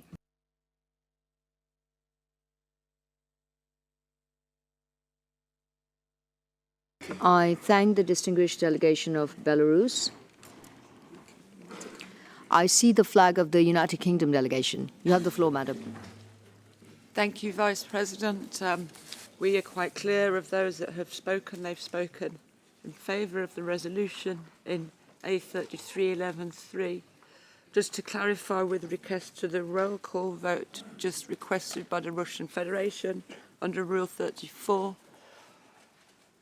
we would seek clarification that the vote, which resolution is the vote being called on? My understanding is the vote is being called on the resolution attached in Annex to 3311.3. We also need to be clear what the question is. And our view would be that the question is, does the Assembly support the resolution in the Annex to A3311.3? That's my understanding, but we just need to be clear. Thank you.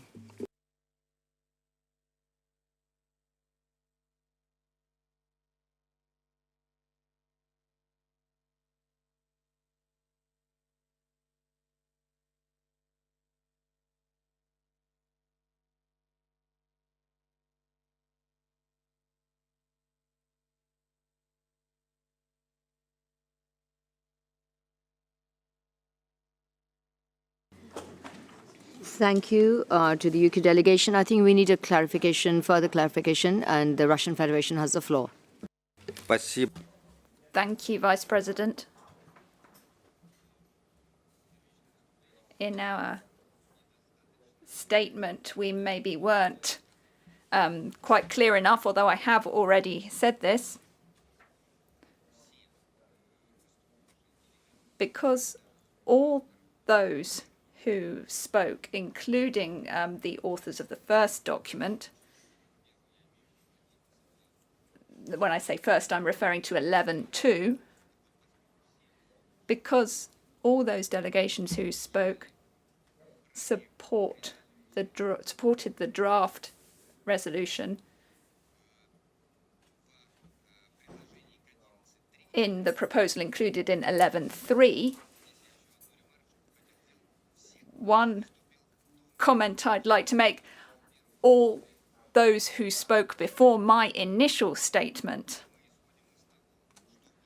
So that being so, we believe that that draft, in line with our request, supported by other delegations, should be put to the vote now. So I confirm that the question as posed by the United Kingdom was correct. Thank you.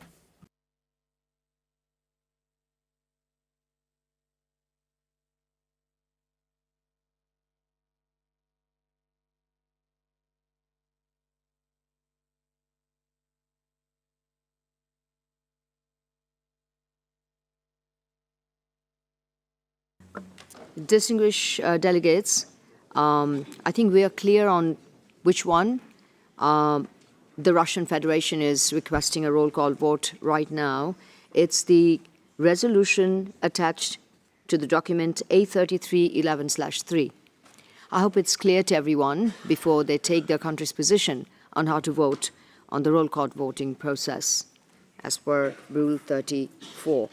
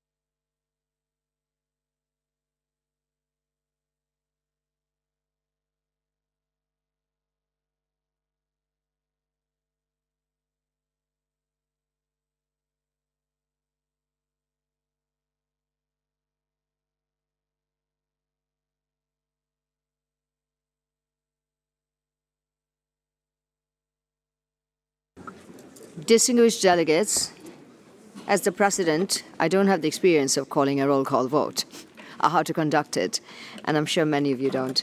So I have the pleasure of requesting Director Legal to explain the procedure, please, to the Assembly. Thank you very much, Madam President, and good morning, distinguished delegates. Just to recall the rules of procedure and the process for the roll call vote. Rule 34 of the Rules of Procedure of the Assembly provides that the Assembly shall normally vote by vote of show of hands.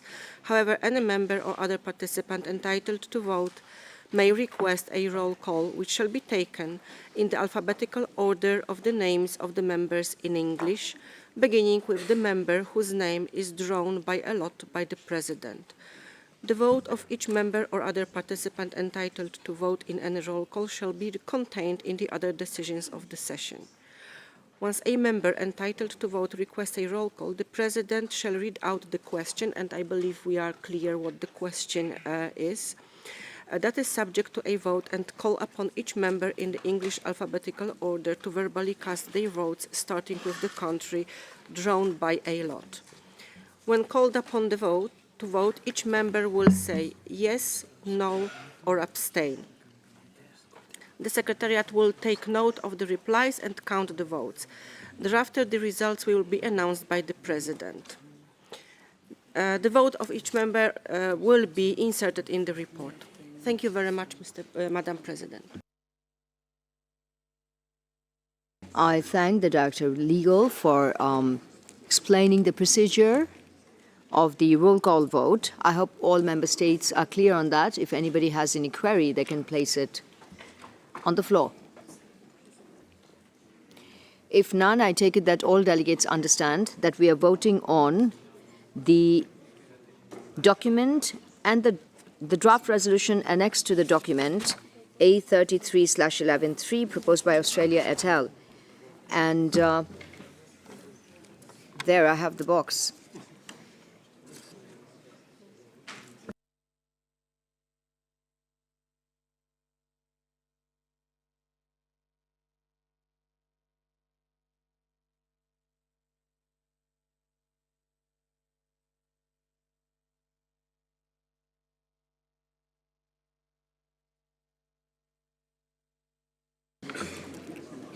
Now, let me pose the question again to the Assembly on what they are voting on. Does the Assembly support the resolution contained in the annex of the document A33/11/3? The voting would be based on yes, no, and abstentions.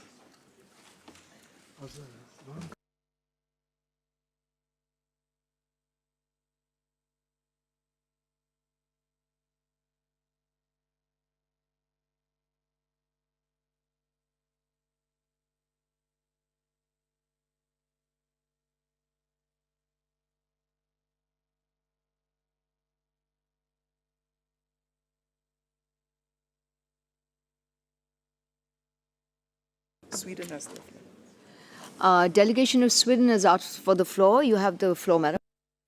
Thank you very much, Madam President. And I'm sorry to ask another question. I do understand the question that is being asked by the Assembly if we support the resolution in the annex of A3311.3. But my question is, are we now asked as an Assembly to adopt this resolution as proposed? Or is just a general question of whether or not we support this resolution to then go forward to be further discussed in committee and then presented to Assembly for adoption? So my question is, are we adopting or just in general giving an indication if we support this resolution? Thank you.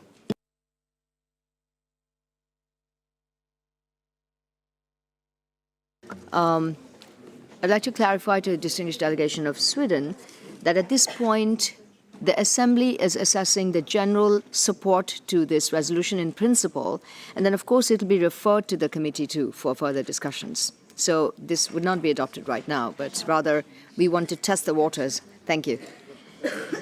At this stage, people will witness me opening this box and picking up the lucky draw.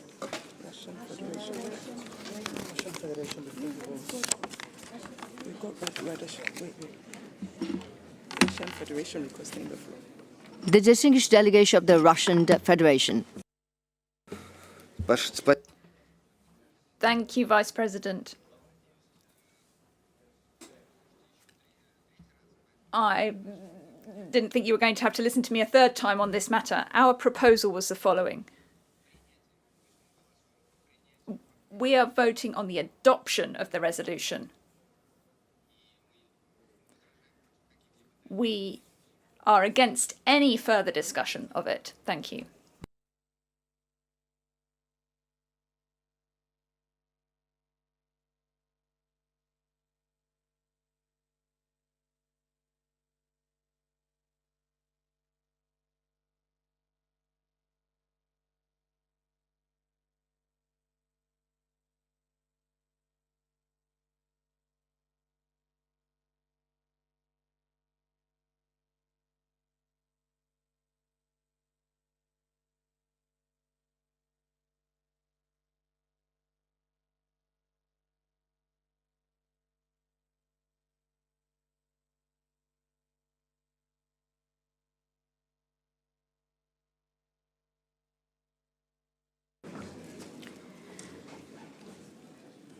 Dear Assembly, I'd like to clarify, following the Russian Federation's position right now, that this is not merely testing the waters for finding in principle. Rather, they've requested a voting on the adoption of the resolution so that it doesn't have to be referred to committee too.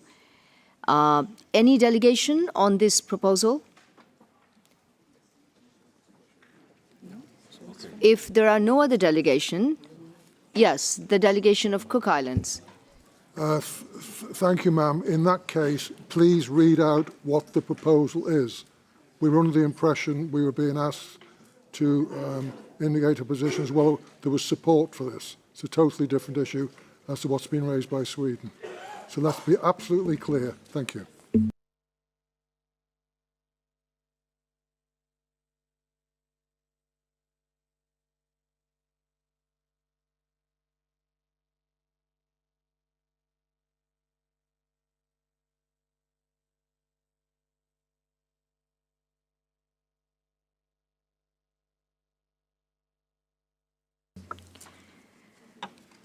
Thank you to Cook Island for asking me to clarify one more time, and this is a very serious resolution, so I'd like to again remind delegates that we are currently voting for the adoption of the resolution appended to document A33/11/3.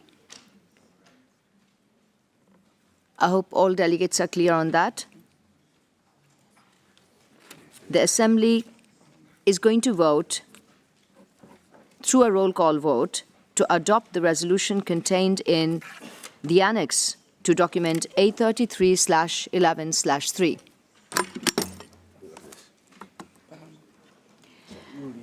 The Bahamas delegation has the floor.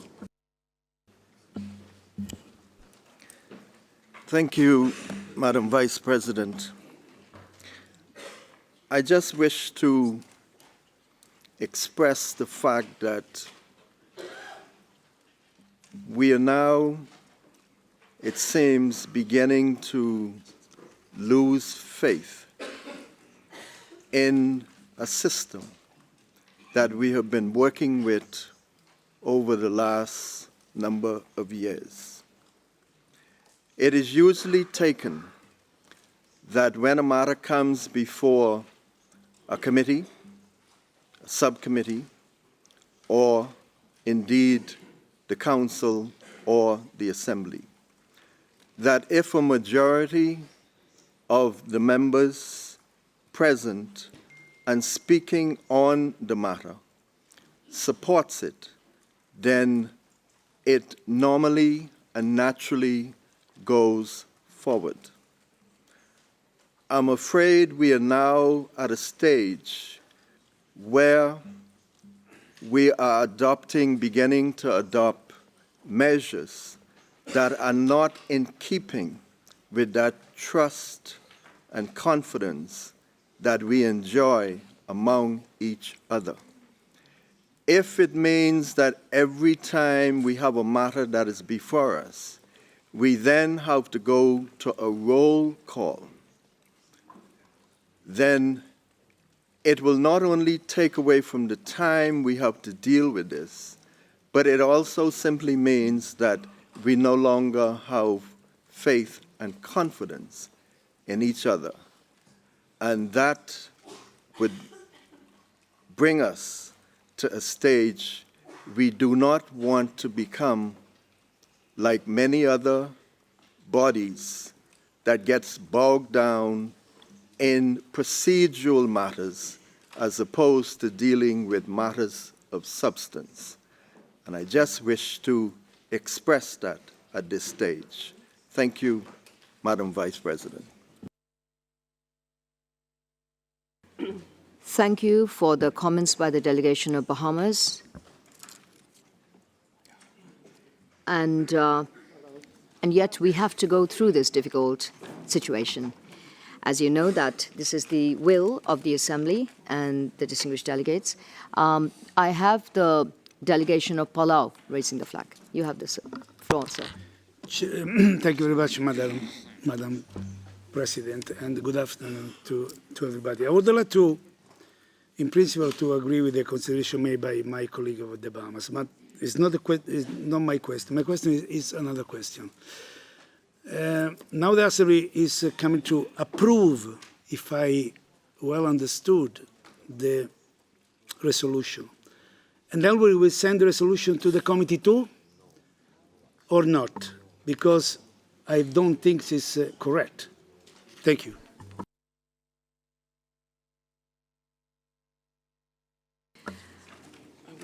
I would like to clarify to delegation of Palau that when we complete voting on the adoption of this resolution here at the Assembly, there's no need for this to be referred to Committee 2.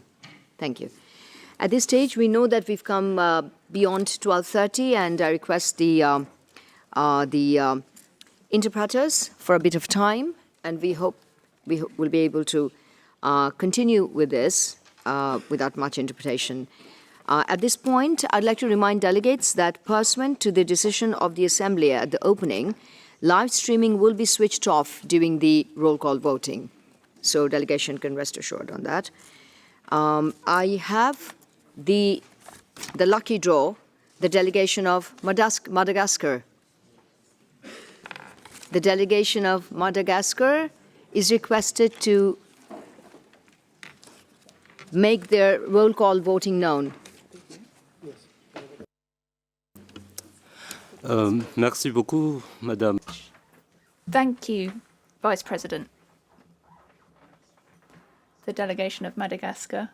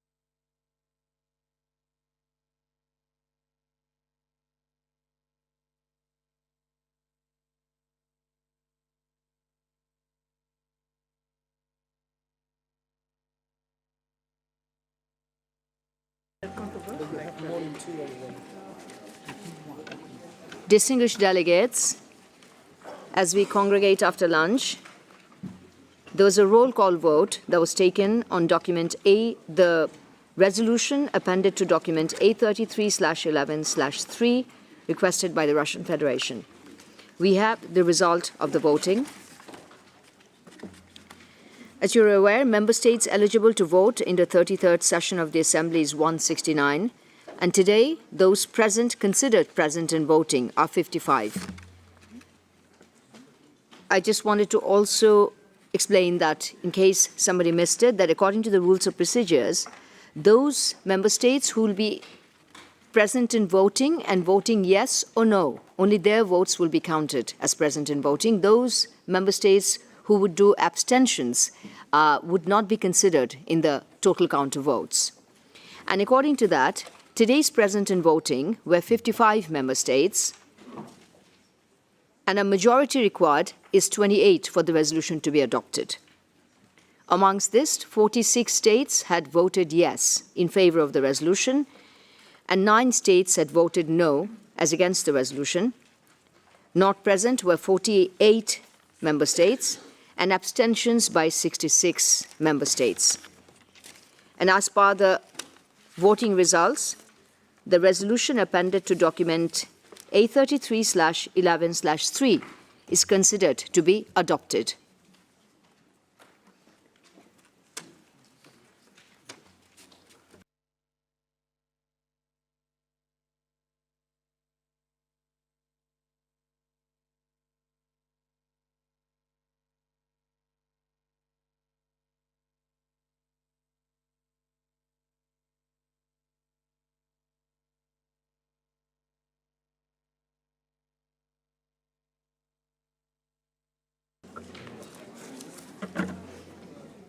Having finished that difficult agenda item, I now move on to agenda item 16. I invite the Assembly to consider agenda item 16 and invite Mr. Chakir El Asiawi of Morocco, first Vice Chair of the governing bodies to the London Convention and the London Protocol, to make a general introduction of the reports of consultative meetings under the London Convention and of the meetings of contracting parties to the London Protocol, bearing in mind that they will be considered in detail by Committee 2. And I now have the pleasure of requesting Mr. El Asiawi to introduce the reports during the biennium under the review. You have the floor, sir. Merci, Madame la Présidente, de m'avoir. Thank you, Madam President, for giving me the floor, and please allow me to briefly introduce the work done over the last biennium within the framework of the London Convention and its protocol as outlined in document A33/16. The governing bodies conducted the first full review of the 2016 strategic plan, setting targets until 2030 and instructing the Secretariat to report on progress at the next session, with a second review scheduled for 2026. Key areas of focus including regulated climate change mitigation technologies such as carbon capture and sequestration and marine geoengineering. Concerns were raised about the potential deleterious effects of marine engineering techniques, leading to a recommendation to defer non-scientific marine geoengineering activities. The governing bodies endorsed the establishment of a correspondence group on experiences with carbon dioxide streams assessment guidelines, urging contracting parties to share information on CO2 sequestration projects. Discussions on radioactive waste, particularly related to the Fukushima Daiichi nuclear power plant, emphasized the importance of continued information sharing. An important development in 2022 was the adoption of amendments to Annex 1 and Annex 2 to the protocol to remove sewage sludge from the list of weights and other matter that could be considered for dumping. The amendment entered into force for all parties on the 15th of January 2023. In addition, a revised guidance for removing ship anti-fouling coatings was adopted in response to amendments to the AFS Convention.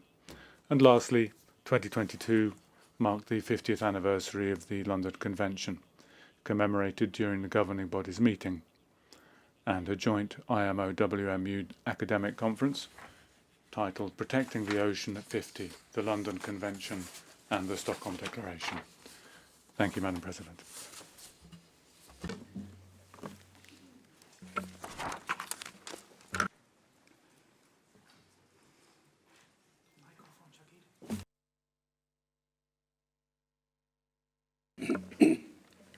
I thank the first Vice Chair,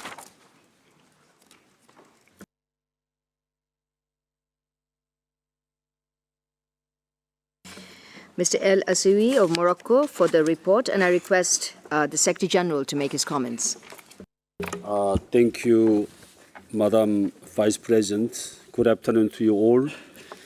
In the interest of time, I will not provide extensive comments, but it is important for me to express appreciation to the office bearers under the treaties, in particular the current chair and vice chairs of the governing bodies, Ms. Basti Falante of United States and Mr. Chakir El Aissaoui, Morocco, and Mr. Frederick Fontano from Uruguay, and from the Secretariat, the staff in the office for the London Convention Protocol and Ocean Affairs led by Mr. Fred Hack, and the Maritime Marine Environment Division. Thank you.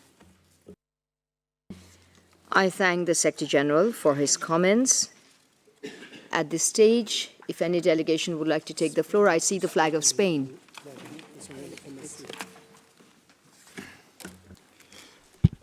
Gracias, señora presidenta. Thank you, and apologies for interrupting you. We were asking for the floor in relation to item 11 on the agenda. We weren't following your summary closely enough, perhaps, but we have a doubt with regard to whether the resolutions in paragraph 4 of the document, where the MSC reports are outlined, the 6 resolutions have been sent to Committee 2 for consideration. I don't know whether we misheard or whether it's a misunderstanding, or whether other delegations also missed it. Thank you.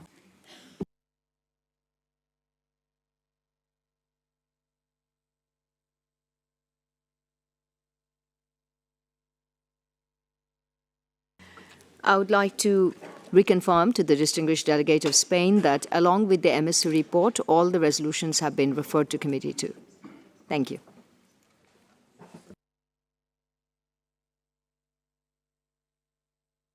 At this stage, after the comments by the Secretary General, in order to allow the committees to meet as soon as possible, I propose that document A33/16 be referred to Committee 2 for detailed consideration, and for it to submit a report to the plenary on its deliberations, including any recommendations that it may deem necessary. If there is no objection, it is so decided. And I now consider agenda item 17 that relates to the organization's resource management. It is for detailed discussion in Committee 1, but I would like to invite the Secretary General to provide an overview of the item. You have the floor, sir. Thank you, Madam Vice President. Strategic Direction 8 in the organization's current strategic plan addresses the need to strive to ensure organizational effectiveness, and this has been one of my main responsibilities as Secretary General. The COVID-19 pandemic and the subsequent economic situation has seen financial constraints on the organization, as on many member states.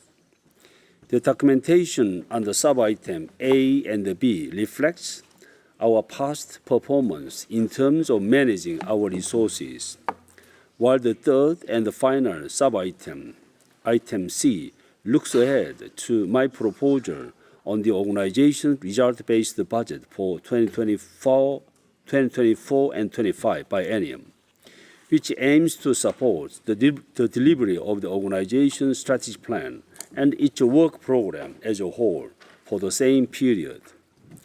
This has been a particularly challenging exercise as the effects of external factors, particularly inflation, have increased our costs considerably. I'm grateful to the membership as a whole and the Council in particular for its guidance during the process of developing the result-based budget before you.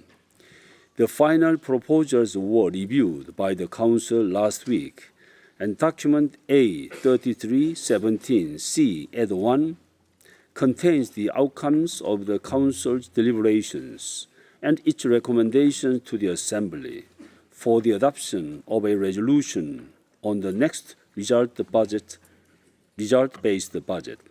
They also contain a proposal to amend the organization's financial regulations to further strengthen our financial resilience. Madam Vice President, the management of the organization's limited resources to the satisfaction of a member state is never easy, and the budget for the next biennium will be no exception. I hope that with the support and the cooperation of the membership of the organization and of the Council, we will be able to ensure once again a successful response to the new challenges ahead. Thank you. I thank the Secretary General for his comments and introduction. In the interest of time, I propose that document A33/17A and A33/17B, as well as A31/17C and its addendum, be referred to Committee 1 for detailed consideration. What says the Assembly? If there is no objection, it is so decided. And we move on to the next agenda item, which is item 19C, which concerns relations with the non-governmental organization. There are two documents under this item, document A33/19C and document A33/inf.8. I now have the pleasure of inviting Chair of the Council to introduce document A33/19C regarding applications for consultative status by non-governmental organization. You have the floor, sir.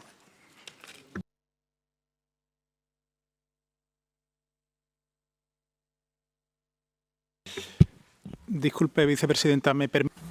Apologies, Vice President. Will you just allow me a minute or so I can find the right document? Most certainly, the Chair of the Council, he needs a bit of time. Shall we practice multilingualism in the meantime? Ya estamos preparados. Okay, we're ready. Yeah, didn't take long. In document A3319C, the document reports on the decisions of the Council regarding applications for consultative status and on the periodic review of the list of non-governmental organizations in consultative status with the IMO. It also includes a draft Assembly resolution on relations with non-governmental organizations, and in which the relevant decisions of the Council at its 128th and 129th session are reflected for their adoption by Assembly. The Assembly is invited to adopt the measures in paragraph 14 of the document cited, and I'm available if any further clarification or explanation is required. Thank you. Thank you, distinguished Chair of the Council. The Assembly has been provided with a full account of the decisions taken by the Council on the application for consultative status received and on its review of non-governmental organizations in consultative status with the IMO. It has also been invited to adopt the draft resolution on this subject. For this item, as it requires the adoption of an Assembly resolution, I would suggest we defer further consideration and forward it to Committee 1. After its consideration and report, we will consider adoption along with other resolutions also being considered by that committee. If there are no objections, it is so decided. To conclude this agenda item, for the time being, I will briefly refer to document A33/inf.8 submitted by the International Association of Maritime Aids to Navigation and Lighthouse Authorities, IALA. It provides the Assembly with an update on its association's planned change of status from non-governmental to intergovernmental organization. We thank the IALA for sharing this information with the organization.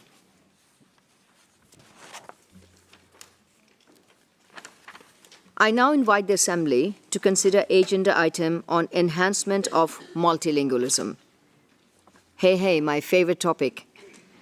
I now invite the Secretary General to introduce document A33/20. Thank you, Madam Vice President.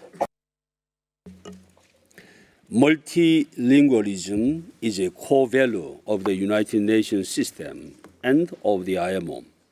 Document A33/20 reports on the consideration of the Council with regard to enhancement of multilingualism at IMO. The Council noted the Secretariat updates on the current status of multilingualism at IMO and on the implementation of recommendations by the Joint Inspection Unit on multilingualism in the UN system. In addition, the Council welcomed the Secretariat's commitment towards the development of IMO's strategic policy framework for multilingualism, as well as plan to provide regular updates on these efforts to the Council under the newly approved output. Consideration for the enhancement and improvement of multilingualism and the language services at IMO. The Council at its 130th session approved the draft Assembly resolution on the enhancement of multilingualism at IMO, as set out in the annex to document A33/20 for consideration and adoption by the Assembly. Thank you. Gomayo, dear Secretary General. I tried to thank him in his language, and thank you very much for the introduction. I would now like to invite the Assembly to note the information provided in document A33/20 on multilingualism at IMO, as well as that provided verbally by the Secretary General, and adopt the Assembly resolution on the enhancement of multilingualism at IMO, as set out in the annex to document A33/20. Are there any comments? The delegation of Ecuador has the floor. Gracias, señora vicepresidenta. Thank you very much indeed, Madam Vice President. The delegation of Ecuador actively supports multilingualism and welcomes the draft resolution. As a co-sponsor, we fully support the promotion and preservation of multilingualism in the organization. We believe that access to information and communication in different languages is of fundamental importance to guarantee effective, significant participation of all nations in decision-taking and implementing global maritime policies.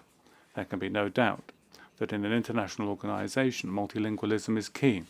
Not only does it promote the equality of participation and access to resources for all members, but it also strengthens cooperation, negotiation, and decision-making in a diverse and complex global context. Empowering multilingualism is key for the development of more inclusive and globally connected societies. Thank you very much, Madam Chair. President. Thank you to the delegation of Ecuador, and I give the delegate the floor to South Africa.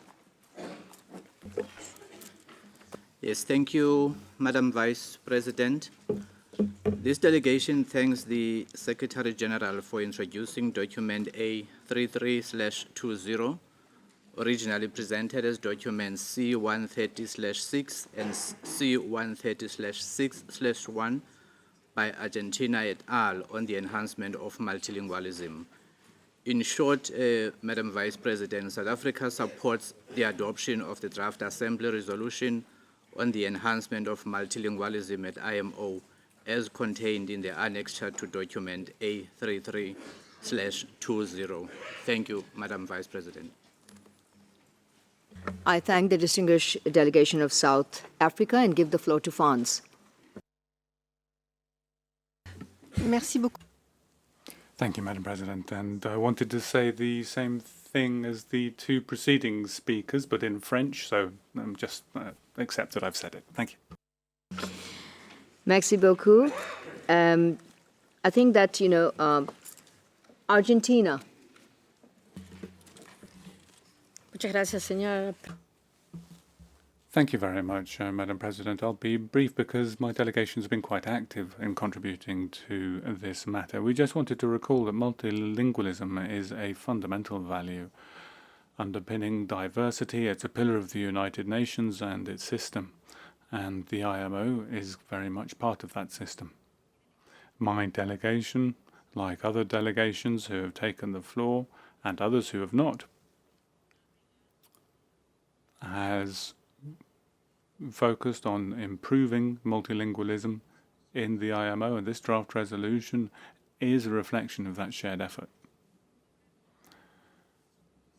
That notwithstanding, we are very much aware of the fact that developing a strategic plan on multilingualism requires commitment and involvement directly from the Secretariat and Member States. My delegation, Madam, is willing, like others, to work on such strategic plans to ensure that the IMO joins the global efforts of the UN system seeking to enhance pluralism, which multilingualism is very much part of. We hope this resolution, which invites all member states to participate in the development of a strategic plan, is a first important step towards that. Thank you. Thank you, the distinguished delegation of Argentina. If there are no flags, and I think that enough discussions have already taken place, but as the President, I absolutely love multilingualism, and I will continue to champion this and learn 2 words in each language every day. With these words, I think I take the Assembly notes the information provided and adopts the Assembly resolution on the enhancement of multilingualism at IMO as set out in the annex to document A33/20. If there are no objections, it is so decided. I now invite the Assembly's attention to Agenda Item 22 and its related document A33/22, which refers the Assembly to the Council documents issued following the Assembly's 32nd session, reporting on the status of treaties in respect of which the organization performs functions and amendments thereto. I invite the Distinguished Secretary General to provide any notable information on the status of conventions and other relevant updates. You have the floor, sir. Thank you, Madam Vice President. I'm very pleased to report that with the recent accessions by Bangladesh and Liberia, the condition for the entry into force of the 2009 Hong Kong Ship Recycling Convention have been met. Therefore, the convention will come into force for all contracting states on 26 June 2025. It is a landmark development since the convention sets global standards for the safe and environmentally sound recycling of ships at the end of their operational life. I very much welcome the recent accession last Thursday by Pakistan, and I would like to encourage many more acceptance of this convention. There remain 2 IMO treaties that are yet to meet their entry into force requirement, namely the 2010 HNS Protocol and the 2012 Cape Town Agreement. During the last biennium, the 2010 HNS Protocol received only 3 further ratifications and now has 8 contracting states. However, several countries have shared their commitment and progress toward ratifying it in the very near future. Once it enters into force, it will provide a much-needed, comprehensive and international liability and a compensation regime for damage caused by HNS cargoes carried on board ships. 2. With regard to the 2012 Cape Town Agreement, with the recent accession by Nicaragua, we now have 22 contracting states fulfilling one of the 2 required criteria for the entry into force. The second criteria, that contracting states must have an aggregate of at least 3,600 fishing vessels of 24 meters and over operating on the high seas. This is yet to be met. It is my sincere hope that the Member States will make efforts toward their ratification to enable these 2 key international treaties to enter into force as soon as possible. I am pleased to report on the good progress made with regard to the number of ratification of all important IMO treaties in the last 2 years. We will continue to encourage governments to accept the IMO treaties to which they are not yet parties, and we will also continue to provide assistance toward the uniform and effective implementation of these treaties as may be necessary. Thank you. I thank the Secretary General for all his hard work, for making all these treaties to be acceded and ratified by member states, and I congratulate the delegation of Pakistan for acceding to the Hong Kong Convention on ship recycling. I now invite comments, if any, on the information given in the document as well as that provided orally by the Secretary General.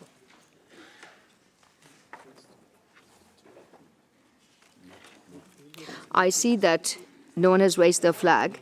I assume that the Assembly takes note of the latest information on the status of conventions and other multilateral instruments in respect of which the organization performs functions. Excuse me. I see the flag of Bangladesh. Thank you, Madam Vice President. And greetings to all distinguished delegates.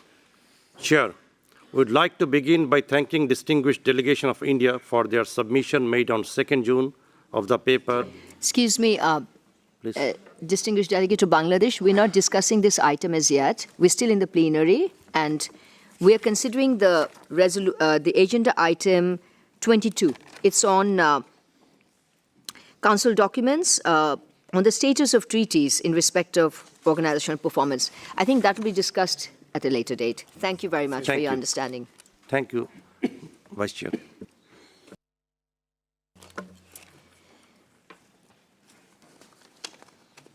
If there are no more comments, then I assume that the Assembly takes note of the latest information on the status of conventions and other multilateral instruments in respect of which the organization performs functions. The Assembly, no doubt, will welcome the entry into force on 26 June 2025 of the Hong Kong Convention on Environmentally Safe Ship Recycling. I invite the Assembly to endorse and support the Secretary General's continued efforts to encourage governments to consider accepting those instruments to which they are not yet parties, so as to achieve widespread effective implementation and enforcement. I would, in particular, invite the Assembly to reiterate its plea to member governments to ratify the 2010 HNS Protocol and the 2012 Cape Town Agreement to enable their entry into force as soon as possible. If there are no objections or comments, it is so decided.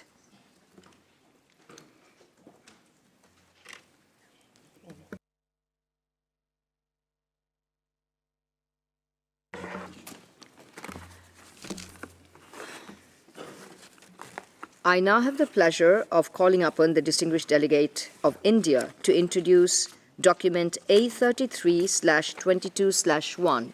You have the floor, sir.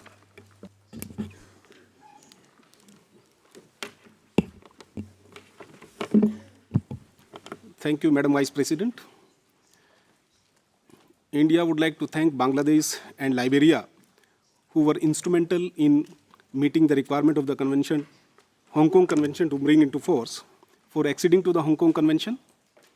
The participation of Bangladesh and Liberia has been pivotal as it has fulfilled the criteria for the entry into force of the Hong Kong Convention for safe and environmentally sound recycling of ships. India also would like to thank IMO for its active role towards the adoption of Hong Kong Convention, as well as for encouraging the international participants towards implementation of the same. Madam Vice President, the revised IMO strategy on reduction of GHG emissions from ships in sight, there is more thrust on ships taking the alternate fuels and green corridors, along with increased push for phasing out ships which do not meet the internationally agreed energy efficiency standard.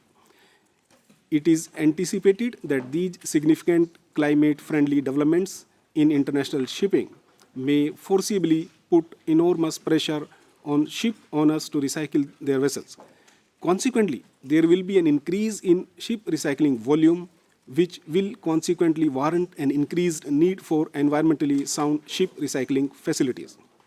Madam Chair, India, during 129th session of the IMO Council, had submitted a paper to consider the adoption of resolution proposed by India in the document C-129/17/1, which since could not be taken up at that time and is now suitably amended as advised by the 130th session of the Council and submitted for consideration and adoption by the Assembly. Madam Vice President, this resolution talks for three things.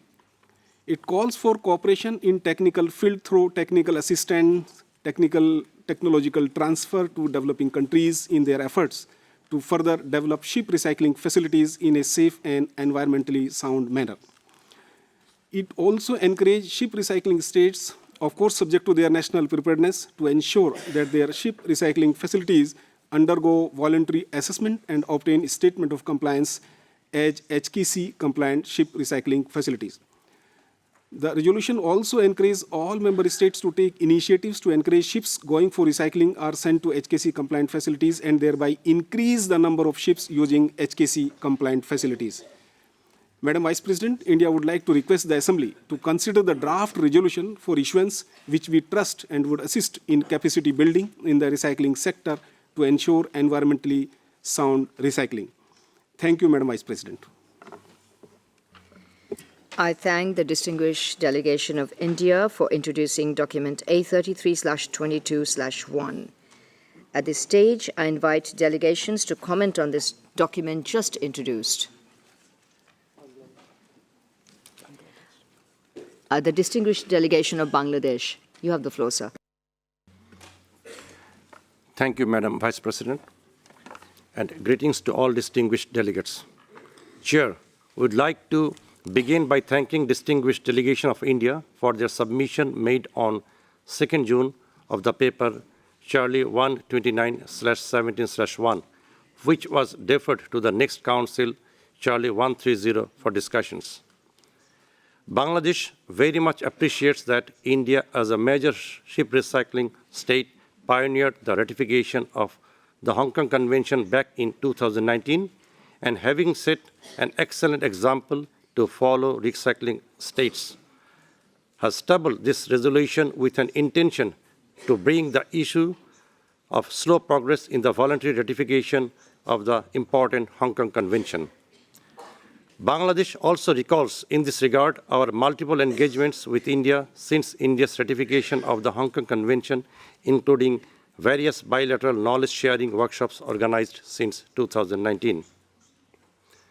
We are also happy to report once again that on 26 June 2023, under the kind personal supervision of our Honorable Prime Minister Sheikh Hasina, Bangladesh too was inspired to accede to the Hong Kong Convention despite our myriad challenges and constraints, but owing to our commitment to fulfill the 3% requirement of global tonnage of ship recyclers as a precondition for the timely entry into force of the Hong Kong Convention, thus indeed triggering the historic EIF of the Hong Kong Convention in June 2023.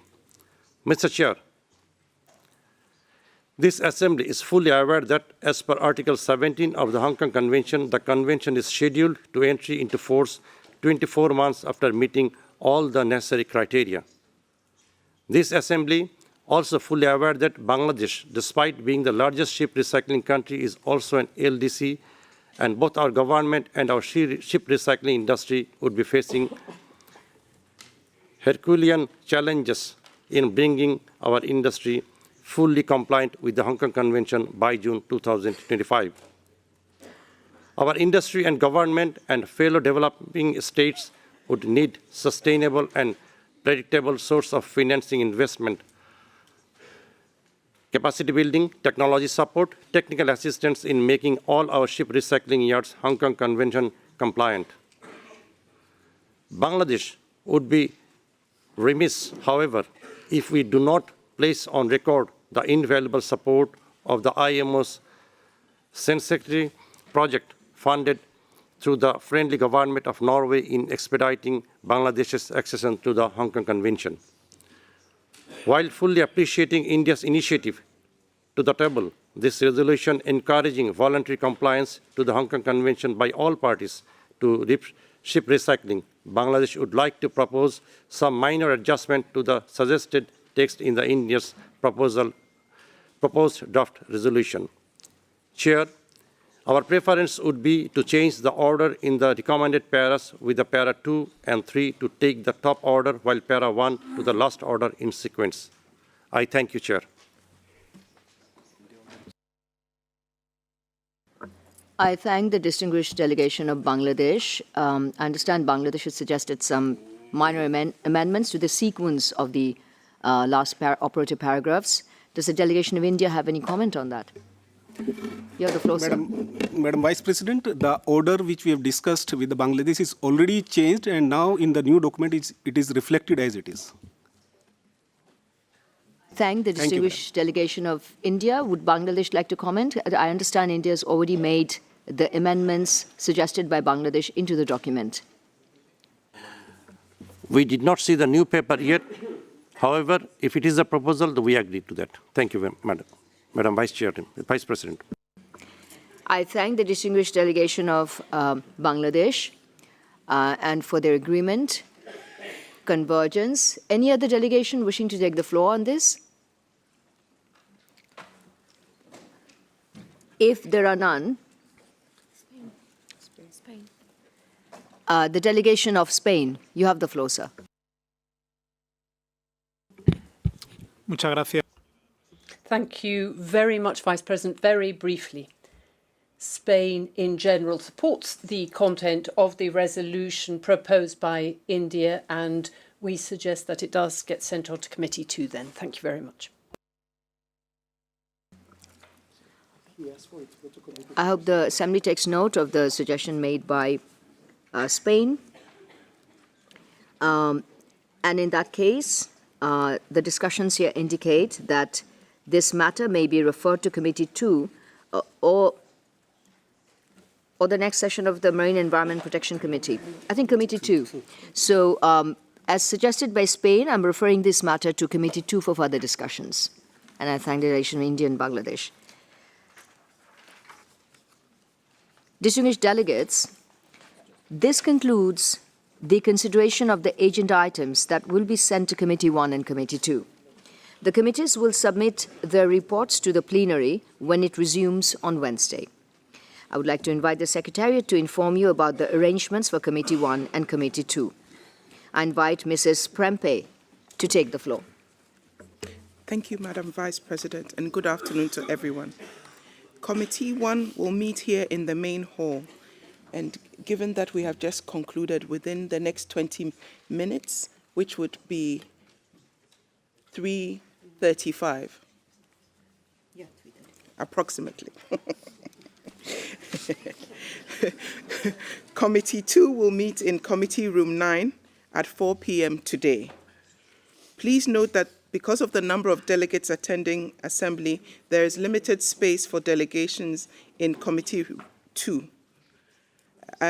Provision has been made to use Committee Room 10 as an overflow room for Committee 2, in which a video link will be provided. IGOs and NGOs will be seated in Committee Room 10, and arrangements are in place to facilitate NGOs or IGOs that would like to make an intervention in Committee 2. Thank you, Madam Vice President. Thank you, Mrs. Prempeh, for the announcements. And distinguished delegates, the delegation of the United Kingdom has something to say. You have the floor, Madam. Thank you, President. You were just about to close up. I wasn't interrupting you. My apologies, Madam. Could we just make a very short intervention? The UK will be holding its reception tomorrow evening at Lancaster House, and we left invitations on Member States' desks last week. Could we please ask that the delegations that wish to attend, they either fill in the invitation or contact the UK desk, because we need to have a list of attendees. It is a named event. If you're not listed, you won't be able to attend the event. And also, those attendees that are coming will need to bring with them photo ID to ensure admittance. Thank you. It is always a pleasure giving floor to the distinguished delegate of UK, and who would like to miss the Lancaster House reception? I think no one. So delegates, please fulfill the requirements of the UK delegation to attend the Lancaster House reception tomorrow. And with these words, I would like to announce that the plenary concludes here today, and it'll resume again on Wednesday morning at 9:30 a.m. And with these words, I declare this plenary adjourned. Muchas gracias.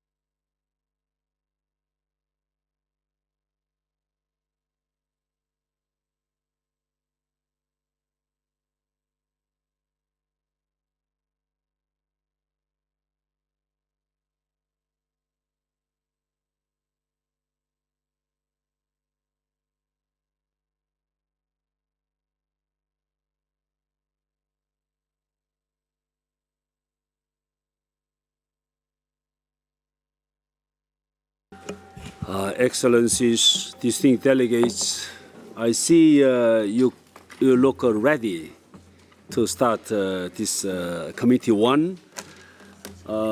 It is a pleasure for me to declare Committee 1 open and welcome committee members. Distinguished delegates, I wish to inform the committee that the meeting of head of delegation held last Monday recommended Ms. Gillian Grant of Canada as chair of the committee.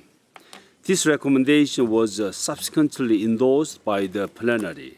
I therefore suggest that if the committee has no objection, Ms. Grant be elected as chair by acclamation.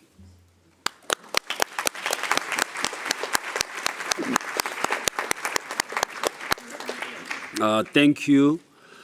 I would like to congratulate Ms. Gillian Grant of Canada on her election and invite her to chair the Committee 1 meeting. Please. Did you think we were ever going to get to Committee 1? First of all, thank you very much, Secretary General. This is a great honor for me and for my country. And without further ado, I think we can proceed to the election of the vice chairs. Now I'd like to invite nomination for the first and second vice chairs. And I see the card of Ireland. Ireland, you have the floor. Thank you, Madam Chair, and congratulations on your election. Ireland would like to nominate Mr. Burak Aykan, Director General, EU Affairs and Foreign Relations, Ministry of Transport and Infrastructure of Turkey, as first Vice Chair of Committee 1, and His Excellency Captain Ian Finlay, Permanent Representative of the Cook Islands to the IMO, as second Vice Chair of Committee 1. I'd like to present the credentials of both candidates. Mr. Burak Aykan is the Director General for EU Affairs and Foreign Relations at the Ministry of Transport and Infrastructure of Turkey. Prior to this appointment from 2015 to 2020, Mr. Aykan served as the alternate permanent representative of Turkey to the IMO. During his tenure, he represented Turkey in all committee and subcommittee meetings of the IMO, as well as the meetings of IMSO and the IOPC funds. Mr. Aykan was involved in the preparation and adoption process of the initial IMO strategy on reduction of greenhouse gas emissions from ships, and he served as a member of the steering committee of the fourth IMO GHG study. He also actively took part in the regulatory scoping exercise of the Maritime Autonomous Surface Ships, MAS.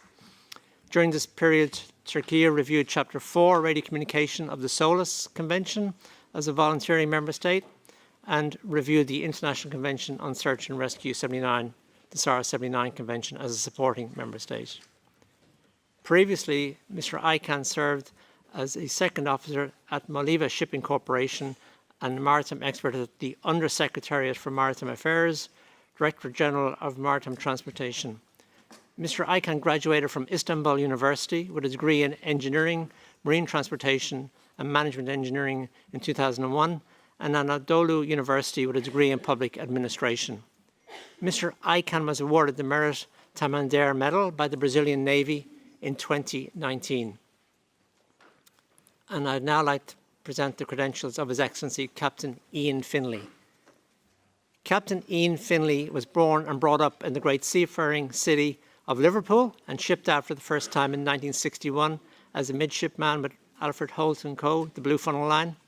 After completing his indentures, he started his career in tankers, soon becoming involved in the then fledgling chemical tanker trade and rising rapidly through the ranks to master. He remained in the chemical tanker industry for a number of years, eventually coming ashore, firstly in general operations for a major chemical tanker operator, and subsequently on the commercial side of the industry at the highest management levels. Captain Finlay has been attending IMO meetings since the early 1990s, first as a prominent member of the delegation of Panama, and in 2006 he was invited by the Cook Islands to assist in their efforts to achieve membership of the organization, which was granted in July 2008, becoming the 168th member of the IMO. largely as a result of Captain Finley's efforts.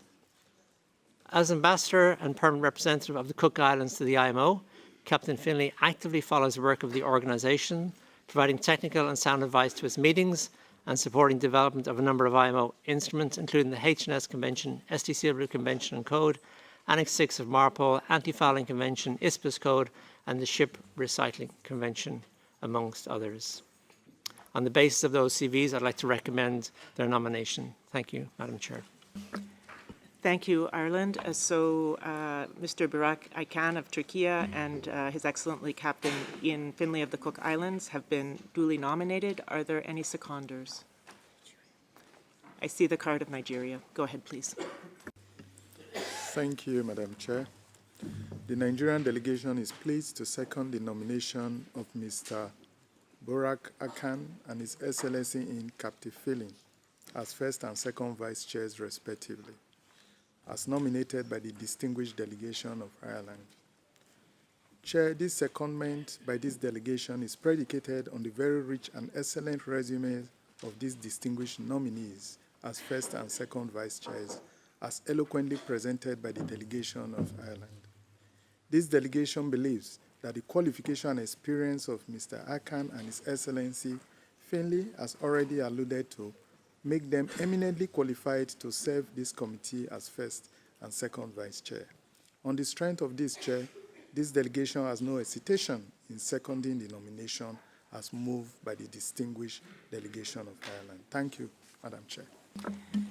Thank you, Nigeria. So we have a nomination and a secondment. Do I see any support?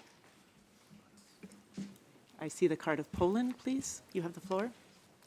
Thank you, Madam Chair, and congratulations on your election.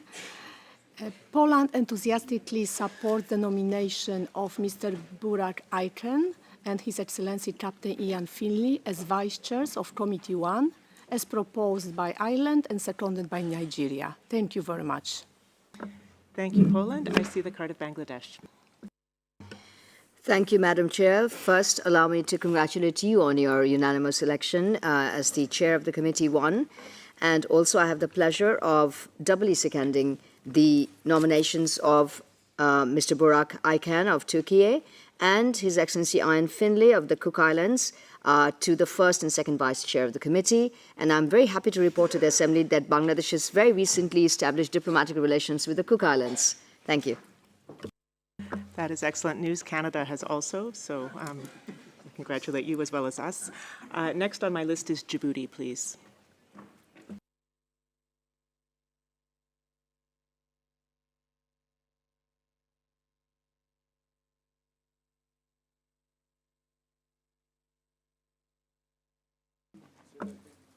Djibouti, would you like the floor? Yes, thank you, Madam Chair, and congratulations to you. We are of the firm belief that you will guide us to safe port in this committee, and we also would join Nigeria and Poland to support the proposals for two such eminent individuals from the maritime sector. Thank you. Thank you very much, Djibouti. Well, I think with that, there is strong support in this room for the elections of Mr. Burak Aykan of Turkey and His Excellency Captain Ian Finley of the Cook Islands. I'd like to congratulate both of them on their election.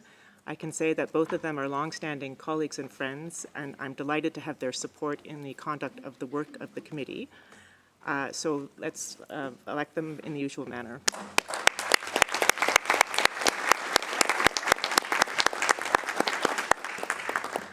Before we go any further, would either Mr. Aykan or Captain Finley like to take the floor? Yes, so go ahead, Burak. Thank you, Madam Chair.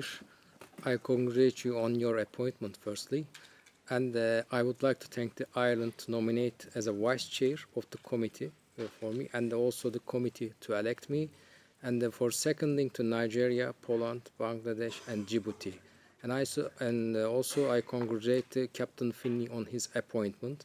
And I believe we will have a good results after this committee meeting, and we know very well your leadership during our service in London, and thank you very much for all delegations. Thank you. Before we proceed, I have some brief administrative announcements. So regarding the arrangements for the session, I don't think it will come as any surprise that we will be meeting today, December 4th, for the rest of the day. I'm sorry, would you like to take the floor, Cook Islands? Just briefly, Madam, firstly, congratulations. No better person to lead Committee 1. To the Vice, our congratulations. It's good to be working with him again. And thank you all for your support. The Cook Islands is gratified and honoured. Thank you.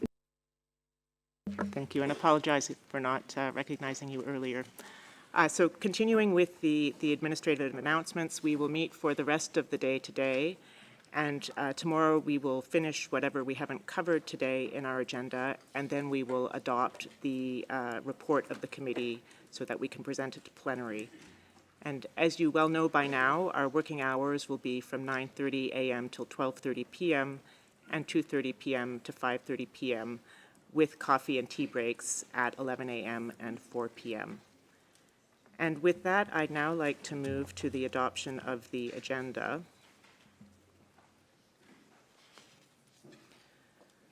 So I invite you to consider and comment on the provisional agenda, which is set forth in document A33 C.1/1.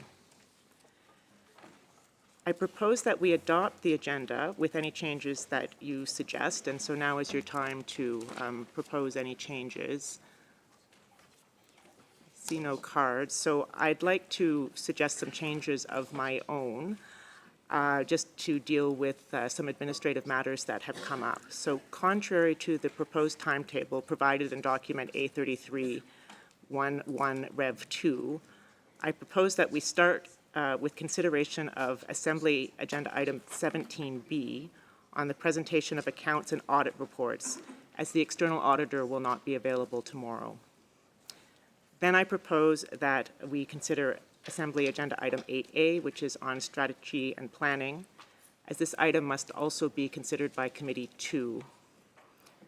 Following these items, I propose that we continue with the agenda items in the order proposed in the timetable. First, considering Assembly Agenda Item 12, which is the reports and recommendations of the Legal Committee, and then Item 14, reports and recommendations of the Technical Cooperation Committee. Once we've done these, I propose that we consider Assembly Agenda Items 8B on Council Reform, followed by the remaining items under Agenda Item 17, and those are Resource Management, 17A, and here we will consider sub-items A, arrears of contributions, and then following that, we will consider 17C, the results-based budget for the 2024 and 2025 biennium. Finally, we will consider Agenda Item 19 on external relations, and here we are only concerned with sub-item C, relations with non-governmental organizations. So if there are no objections to that proposal, it is so decided, and we can move on now to consideration of Agenda 17B. I'll have to give my computer a few minutes to warm up. As I'm fond of saying, it's inhabited by hamsters, and sometimes they hibernate.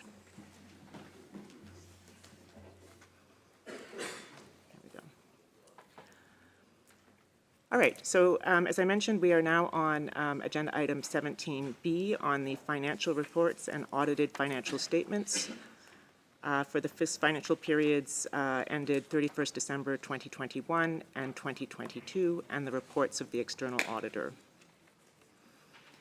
The committee has before it the recommendations of the Council concerning the organization's financial reporting and audited financial statements, as I just mentioned, for the financial years ended 31st December 2021 and 31st December 2022, along with the external auditor's reports and opinion. I'd like to extend a warm welcome to Mr. Numan Adhi Surya Niyana, and he's a board member of the external auditor, and Mr. Batir Arif, who is the Secretary General of the Audit Board of the Republic of Indonesia, along with the audit team. So now I would like to invite Mr. Nyoman Adhi Suryana and Mr. Batir Arif, the Secretary General of the Audit Board of the Republic of Indonesia, to present the audit report. You have the floor. Thank you. Excellency, Minister, Ambassador, Permanent Representative, Honorable IMO Secretary General and Management, ladies and gentlemen. Good morning, may peace be upon us. I thank all of you for this excellent opportunity to present audit report of the external auditor. I am Nyoman Adhi Suryana, the audit board member of the Republic of Indonesia. I am accompanied by Dr. Bakhtiar Arif, the auditor in charge of the IMO audit. On behalf of the Audit Board of the Republic of Indonesia, I would like to present the audit result of IMO for the 2021 and 2022 financial years in respect of matters that have arisen from the financial and performance audit that we conducted. Excellency, distinguished delegate, ladies and gentlemen.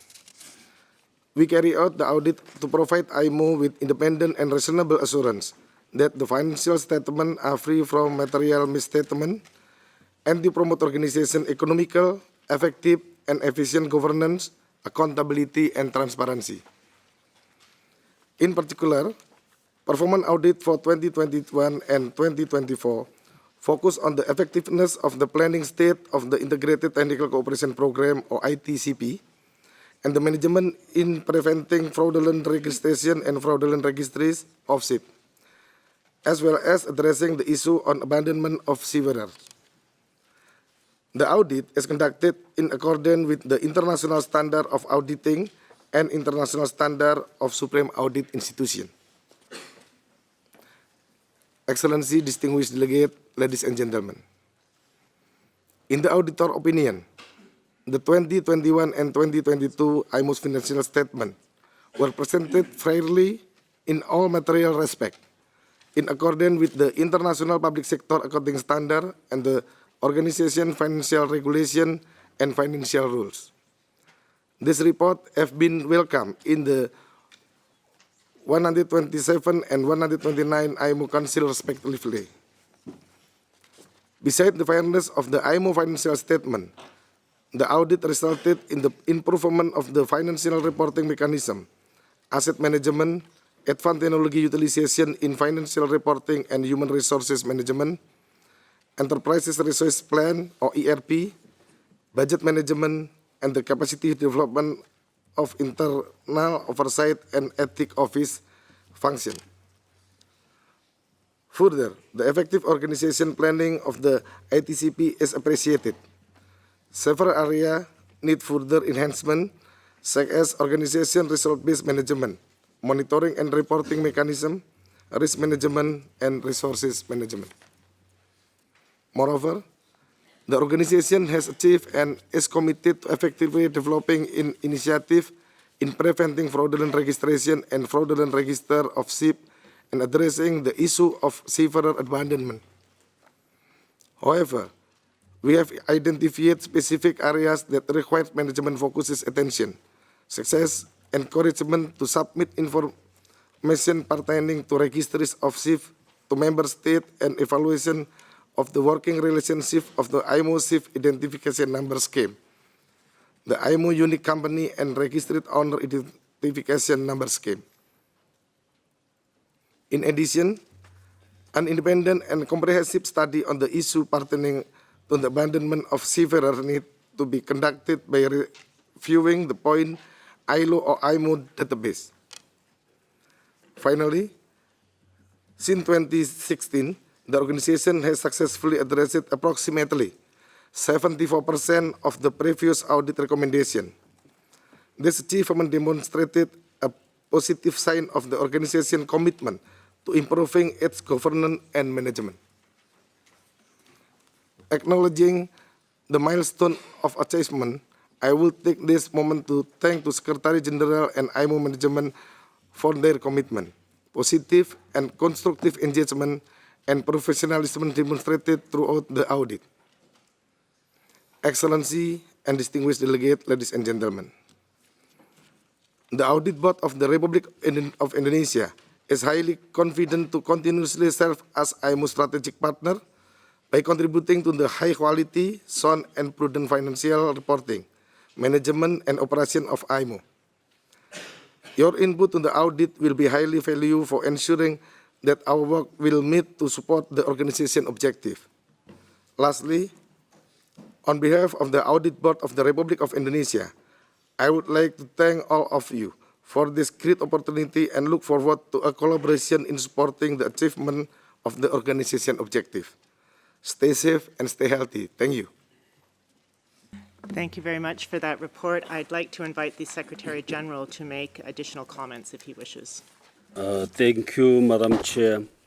I'd like to thank the board member and the Secretary General of the Audit Board of the Republic of Indonesia and the audit team for their thorough, transparent, and efficient work since taking on the role of the organization's external auditors.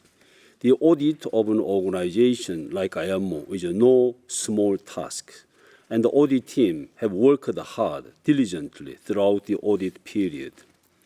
I'm very grateful for the recommendations made by the external auditor, which are valuable inputs to our continuous efforts to further strengthen our financial controls and financial management, and improve the efficiency of our operation and better link resources with results. I'm pleased to inform the committee that we have initiated and in some cases completed actions in all the key areas just mentioned. Thank you. Thank you, Secretary General. Now that the paper has been introduced, I invite comments, if any.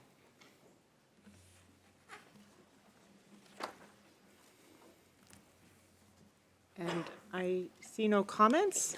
Oh, I'm sorry. I take the card of Indonesia.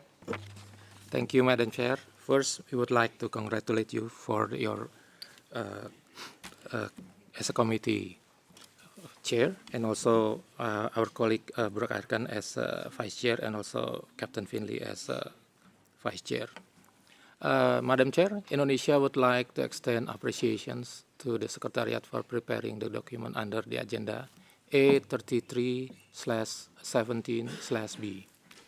Indonesia would like to reiterate our profound gratitude for the exceptional contributions and services of the external auditor, the Audit Board of the Republic of Indonesia, to the high quality, sound and prudent financial reporting, management and operations of the work of the IMO. The external auditor has demonstrated professionalism, commitment, timeliness, and qualification of their report and opinion regarding to its report and opinion for the financial years ended December 31st, 2021 and 2022, respectively.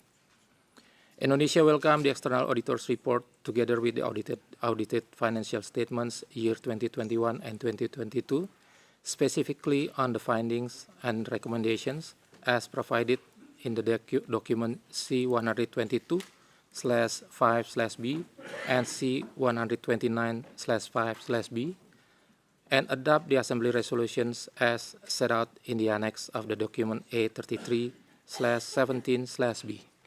Accordingly, Indonesia is confident that the external auditor will be fully committed to continuing their work for another period, 2024-2027, contributing to the IMO missions of excellence in the maritime sector and working together with IMO management as well as with all IMO members for the betterment of IMO.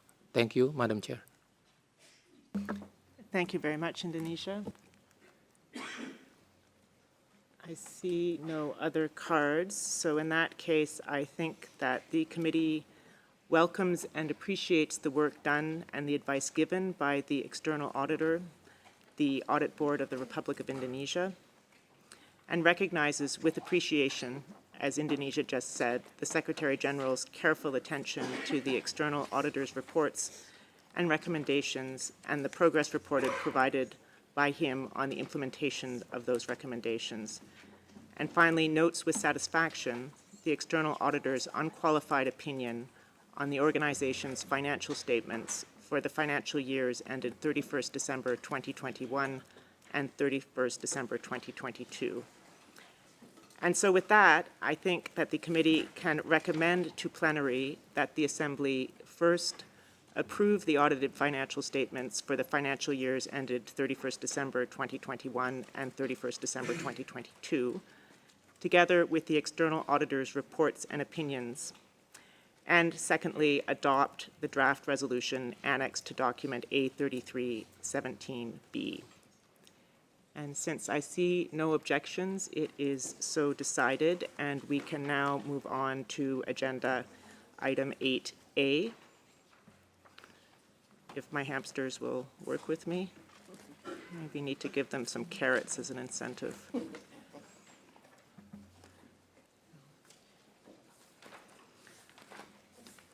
So I invite your attention to documents A33-8A and A33-8A add 1. Our task now is to advise the plenary on the adoption of the strategic plan for the organization for the 6-year period 2024 to 2029, together with the associated draft assembly resolution as set out in Annex 1 to document A33-8A/add 1. As well as on the adoption of the draft assembly resolution on the application of the strategic plan of the organization as set out in Annex 2 to document A33-8A add 1. First, I'd like to invite comments on the draft strategic plan for the organization for the 6-year period in question with the associated draft assembly resolution. And here I'd point out that Committee 2 will also examine these documents. Here we need to take into account the comments made in plenary and in particular the proposal by the Cook Islands to include part of Article 13 of the Paris Agreement in the text of Strategic Direction 3. And so with that introduction, I'd like to open the floor for any comments.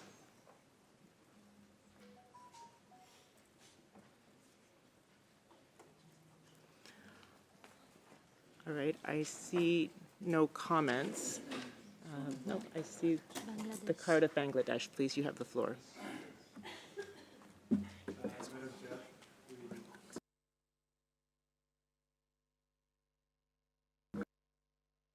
Bangladesh, could you please put on your microphone? Sorry. Thank you. We have a very small matter to raise, just to, probably it is a matter of interpretation, like the flow chart under document A33/8A, add 1, page 32.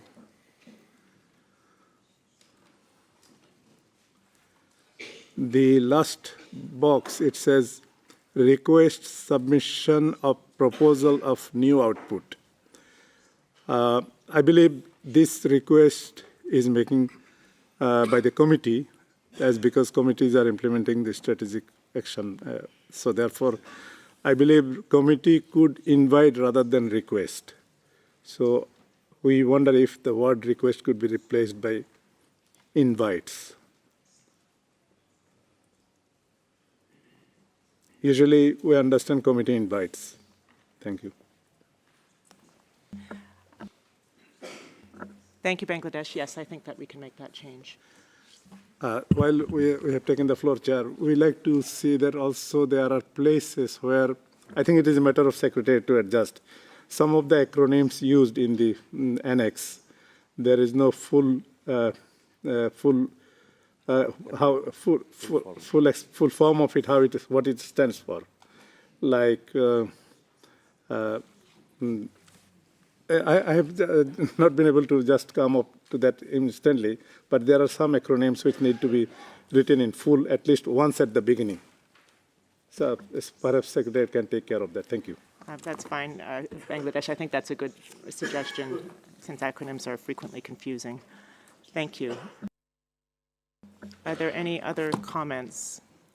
I see the card of Cook Islands. Thank you, ma'am. Well, in the absence of any comments thus far, we would just point out that the rationale behind our logical editorial amendment to SD3 in the strategic direction was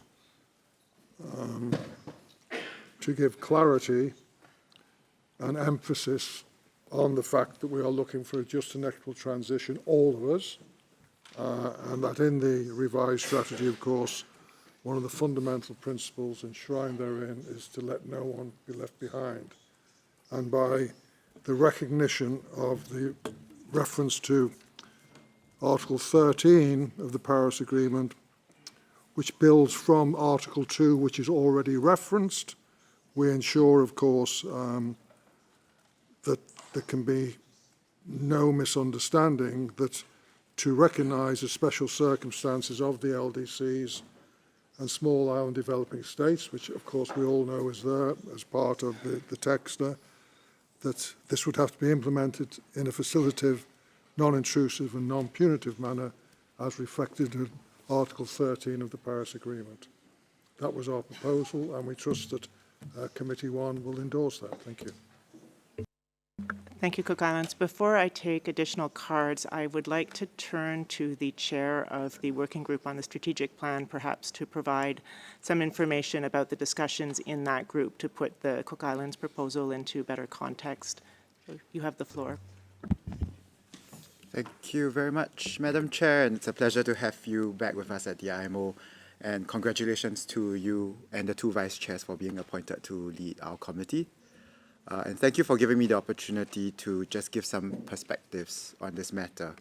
So as chair of the Council Working Group on the Strategic Plan, I'd like to provide some observations with respect to the considerations of amendments that has just been proposed, specifically the inclusion of text from Article 13 of the Paris Agreement.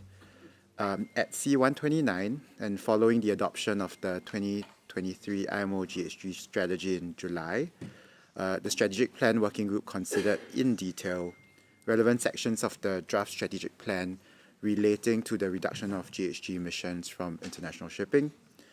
Specifically, this included text contained in the sections of the strategic plan, guiding principles, vision, and strategic direction 3, respond to climate change and reduce GHG emissions from international shipping.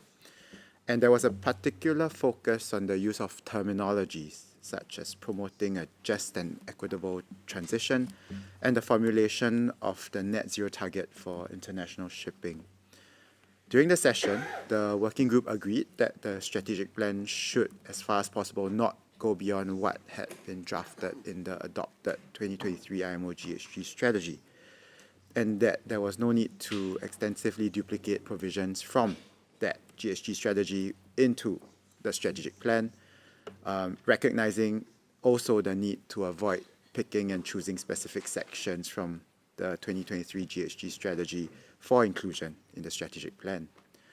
Eventually, the working group agreed to include a reference to the 2023 IMO GHG strategy, including its revised net zero target, recognition of the need to account for different national circumstances within the strategic plan, and this also included specifically recognition that attention should be paid to the needs of developing countries, in particular LDCs and SIDS, which you read in paragraph 27.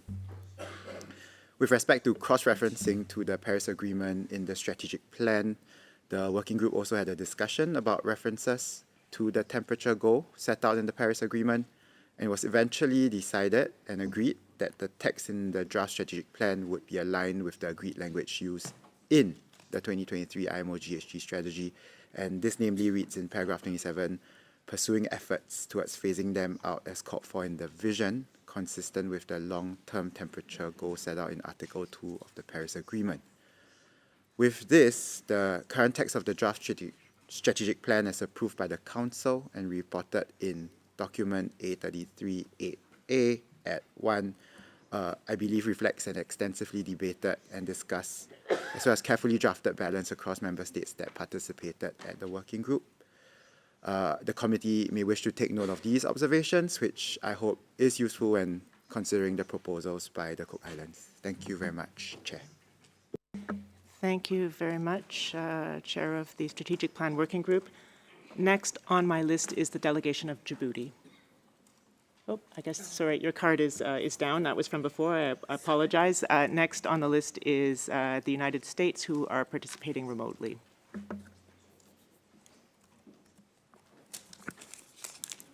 Thank you very much, Madam Chair.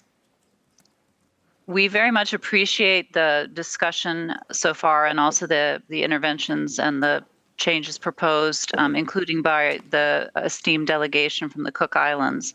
However, we have consulted with our experts who were involved in the negotiations, and they would prefer that we do stick to the language that was agreed unanimously in the 2023 IMO GHG emissions reduction strategy discussion.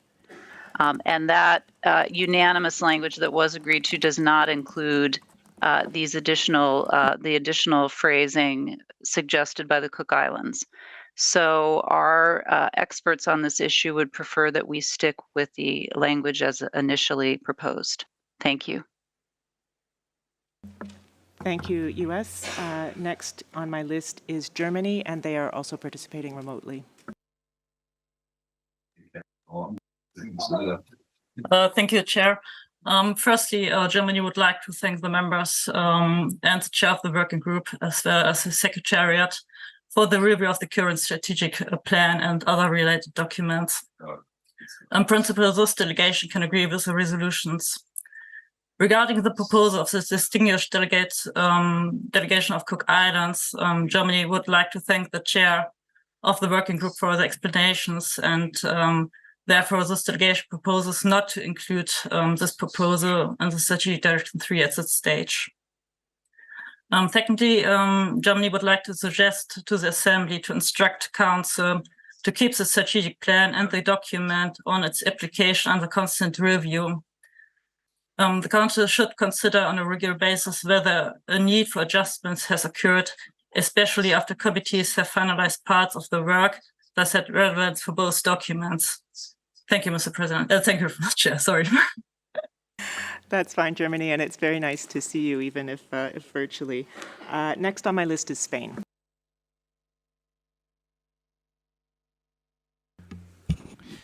Gracias, Presidenta. Thank you very much, Chair. Apologies. We would like to thank the Cook Islands and for their comments, but for the reasons put forward by Singapore and other delegations, such as Germany and the United States, Spain would like to maintain the original text, please. Thank you very much. Thank you, Spain. The Netherlands, please, you have the floor. Thank you, Chair. This delegation supports the invention just made by Singapore, the chair of the working group, and according to our recollection of the discussion in the working group, we carefully reference to the IMO strategy. And as regards the statement of the US, we agreed unanimously to the GHG strategy, and we would prefer to stick to the text as it is in A33(8)A/1. Thank you, Chair. Thank you, Netherlands. Next on my list is Canada. Thank you, Madam Chair. The draft strategic plan and the associated documents before us today represent the collaborative work of delegates from 46 member states over several meetings this year. The contributions of all of them are, as reflected in these documents, prepared for consideration by Assembly, are greatly appreciated. I think we should also acknowledge that the timely and high-quality work is in no small part attributable to the excellent work by the chair of the working group, Derek Liao of Singapore. As many of us involved in IMO discussions know, it takes a special combination of skill, diplomacy, and expertise to bring so many different views together so effectively. We would like to extend our gratitude to the working group for the quality and timeliness of the submission, and we would like to align ourselves with comments by USA, Germany, Spain, and the Netherlands. Thank you. Thank you, Canada. Denmark, please. Thank you, Madam Chair. We thank the chair of the Strategic Working Group for the work it done, and we would like to align ourselves with Germany, the US, Spain, and the other countries. Thank you, Denmark. That was short and sweet. Next is the UAE. Thank you very much, Madam Chair, and congratulations for the well-deserved election as a chair of this committee and also for both vice chairs of this committee. Madam Chair, listening to I think there is a wider support here towards not including the proposal by the Cook Island, but we believe the Cook Island proposal is to some extent is valid within the context of the SD3, which is response to climate change. However, if we may suggest that if the proposal to some extent reflected in the report of the committee, that would be very much appreciated instead of having it in the strategic plan. Thank you, Madam Chair. Thank you very much, UAE. UK, please. Thank you, Chair, and congratulations to you and your Vice Chairs on your appointments. Let's start with thanking the Chair of the Working Group for his hard work for a while now. He's done an amazing job. As others have already said, we fully support the text as appears in this paper. Thank you. Thank you, UK. Greece is next. Thank you, Madam President. We would like to support the comments made by the US, Spain, and many others, and we would like to maintain the original or agreed text. Thank you. Thank you, Greece. South Africa, please. Thank you, Madam Chair, and congratulations also on your well-deserved election as the chair of this committee. We also extend the same congratulations to the two deputy chairs.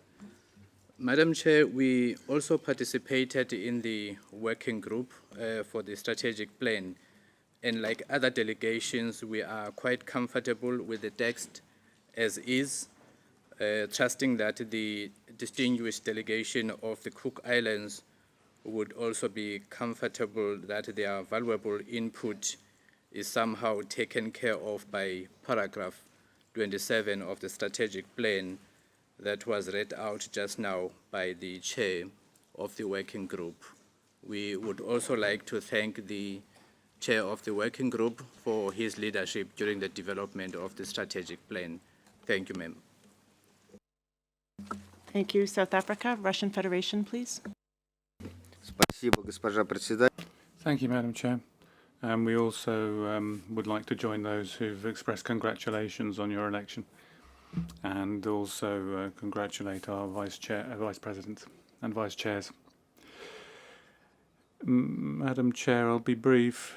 We are obviously grateful to the Cook Islands for their input, but in light of the fact that the work that's already been done in the working groups is significant, and the meticulous consideration of this issue is such that we would prefer the original text. Thank you. Thank you, Russian Federation. Nigeria, please. Thank you, Chair. We also join others in congratulating you for a well-deserved election and for your two vice chairs. We also want to thank Cook Island for their suggestion, and like others, this delegation believes that we maintain the text as it is, having participated also during the working group. Thank you, Madam Chair. Thank you, Nigeria. Indonesia, please.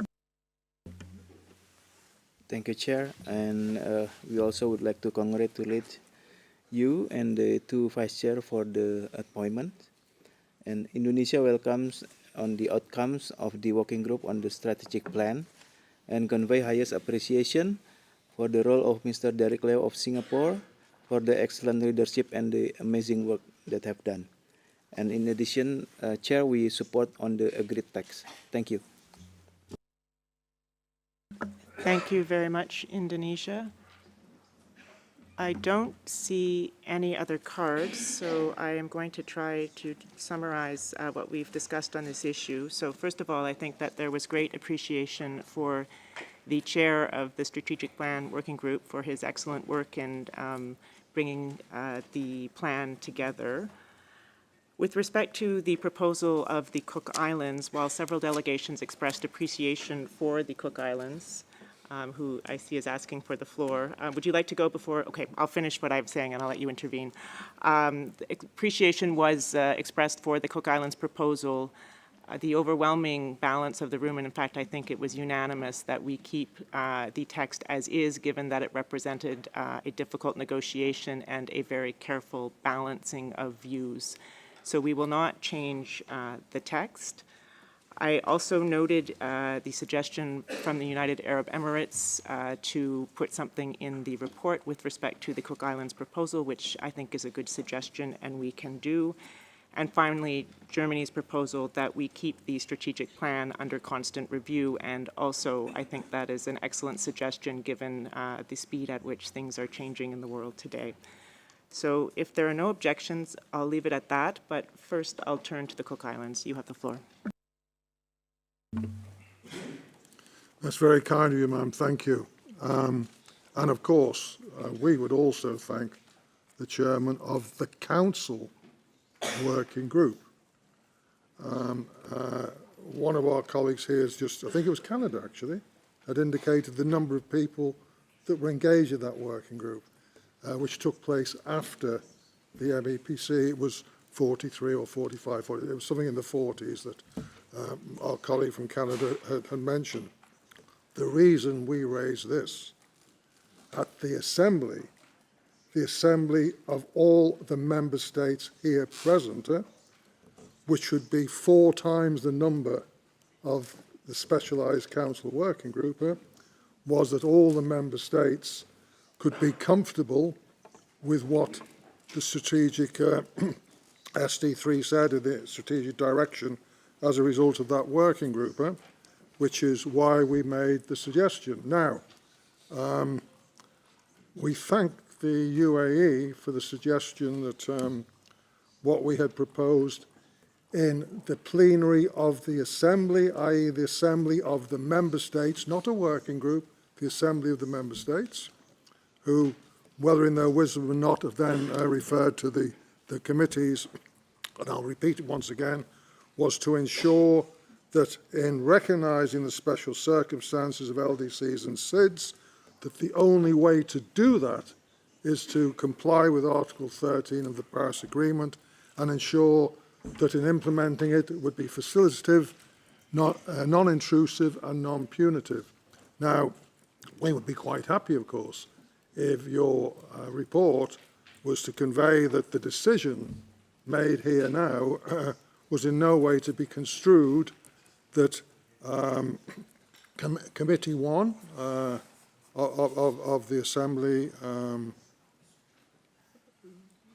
did not believe that in implementing the strategy it should be non-intrusive and non-punitive. Thank you.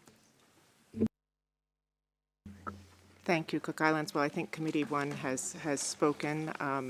We will mention in the report, as I said, just as a short observation, it would have been helpful if the proposal had been put in a document for the Assembly to consider as opposed to being dropped in plenary. So it is a little difficult at this stage to take it on board, I would say.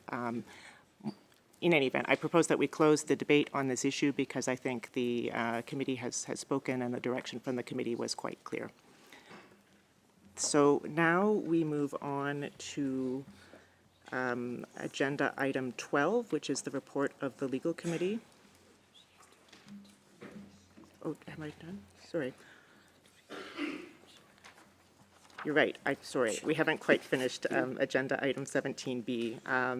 So I just need to close up. So based on the discussion that we had, I take it that the committee wishes to recommend to the plenary through Committee 2, because our discussion on this agenda goes to Committee 2, who must also consider the strategic plan. Recommend to Committee 2 the approval of the strategic plan for the organization for the 6-year period 2024 to 2029, together with the adoption of the associated resolution as set out in Annex 1 to the document A38-8A Add 1, and that this will be reflected in Committee 2's report to plenary. So if there is no objection, it is so decided.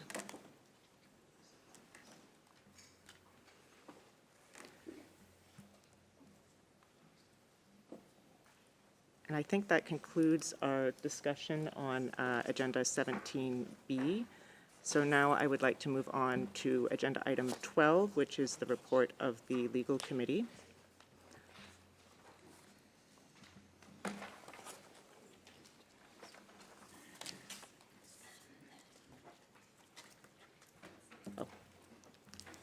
I'm too excited about moving through the agenda. My apologies.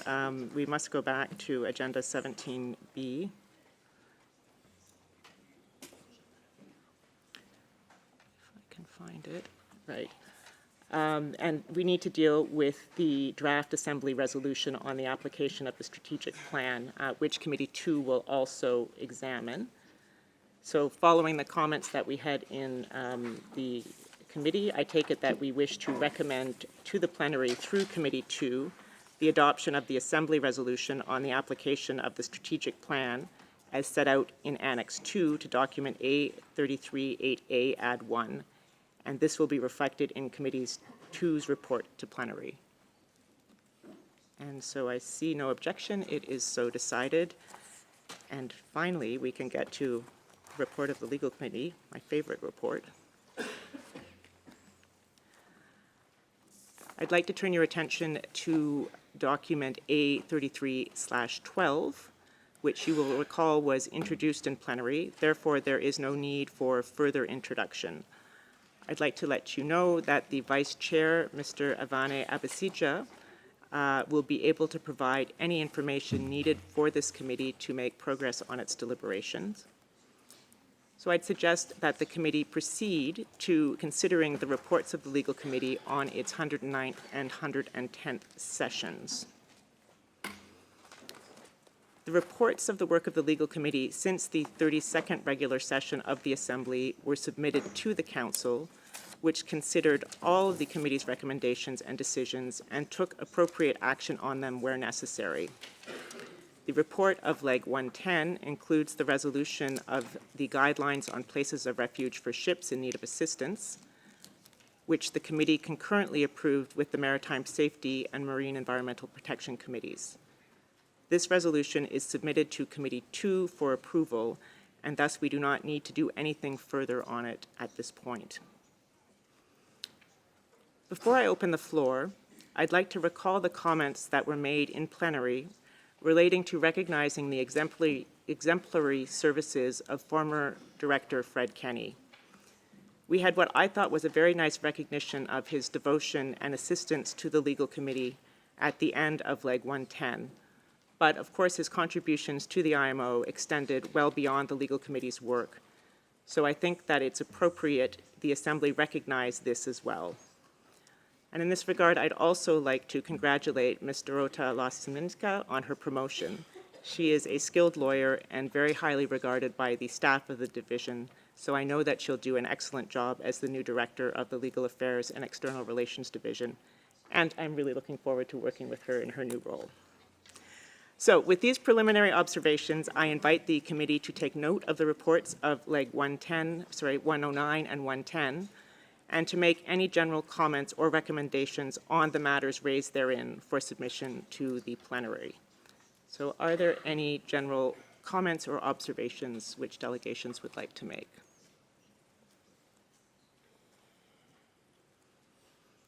Right, I see none, so I take it that the committee can take note of the reports of the Legal Committee and approve them in general terms. I also take it that the committee wishes to recommend that the Assembly approve in general the reports of the Legal Committee on its 109th and 110th sessions. The decisions and the conclusions of the committee will be conveyed to the plenary. If there are no objections, it is so decided. So this brings us to the end of our considerations of Agenda Item 12 on the Assembly's agenda. Before closing, I believe this committee would wish to thank the Legal Committee for its work and achievements in the last 2 years. I would like personally to thank the Vice Chair, Mr. Ivane Abesija, for his dedicated commitment and support to the committee's work and to me. And finally, I'd like to thank the Secretary General and the staff of the Legal Affairs and External Relations Division for all of their work during the biennium under review. They are really true professionals and an absolute joy to work with. So that's agenda item 12. Now I'd like to move to agenda item 14, which is the report of the Technical Cooperation Committee. I'd like to invite the committee to consider documents A3314, which, as you may recall, was introduced in plenary. So as a result, I don't think there's a need for further introduction. You've all had many introductions this week. The chair, Ambassador Dwight Gardner, and Mr. Zhaoxi Shang, the Technical Cooperation Division Director, are available to provide any information needed for this committee to make progress in its deliberations. I suggest that the committee now proceeds to consider the reports of the Technical Cooperation Committee on its 72nd and 73rd sessions. The reports on the work of the Technical Cooperation Committee since the 32nd regular session of the Assembly were submitted to the Council, which considered all of the committee's recommendations and decisions and took appropriate action on them where necessary. I invite the committee to take note of the reports of TC 72 and TC 73 and to make any general comments or recommendations for submissions to the plenary. So I'll stop now and ask, are there any general comments which delegations would like to make?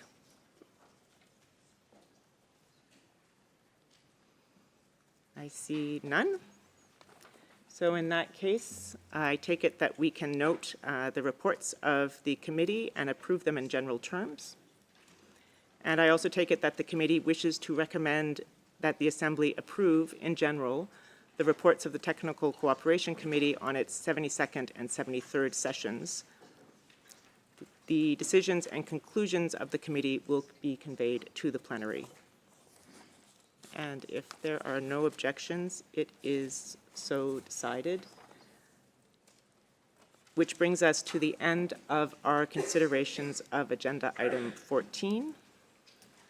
Before closing, I believe that the committee would wish to thank the Technical Cooperation Committee for its work and achievements in the last 2 years, as well as its elected officers, Ambassador Dwight Gardner, Anaïs Berrocal, Laurent Parente, and Mandana Mansourian for their dedicated commitment and support to the committee's work.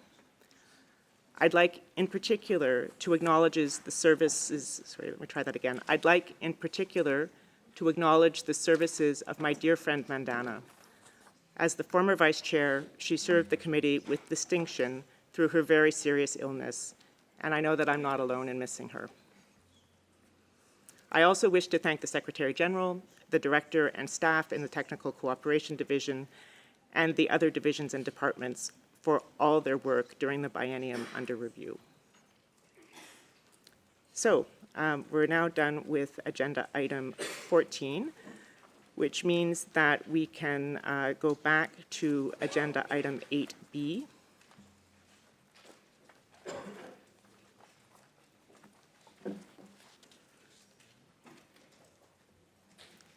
And I propose that we just push through, if delegates don't mind, so that we can get through as much of the agenda as possible before the end of the day, which may give you part of the day off tomorrow. I hope that's acceptable. Turning now to agenda item 8B on reform. This is on council reform, and there is one document to consider, which is A33-8B. This document was already introduced in plenary, and so I'd suggest that we go directly to the action items requested of the Assembly in paragraph 14, except for paragraph 14.3, as the Assembly already decided to live stream to the public its public plenary meetings with some exceptions. In dealing with this agenda item, I am going to try and group the action items in paragraph 14 into themes to help streamline our discussion. So with respect to progress in general and the work plan, I invite the committee to note the general progress made by the Council on its reform and the related work plan as set out in the annex to document A33-8B. And now I invite general comments or observations on the progress and the work plan for submission to the plenary. Are there any comments? Argentina, please. Gracias, señora Presidente. Thank you very much. It's a real pleasure to see you chairing and to see you in person as well. And in personal terms, we'd be grateful if we could remember our colleague and friend Mandara Munsien. We agree with all of the points contained in paragraph 14 of the document before us. My delegation, however, would like to repeat a comment we made in plenary with regard to subparagraph 5, which indicates that the Council would endorse the view that it's not necessary to review geographical regions used at the IMO.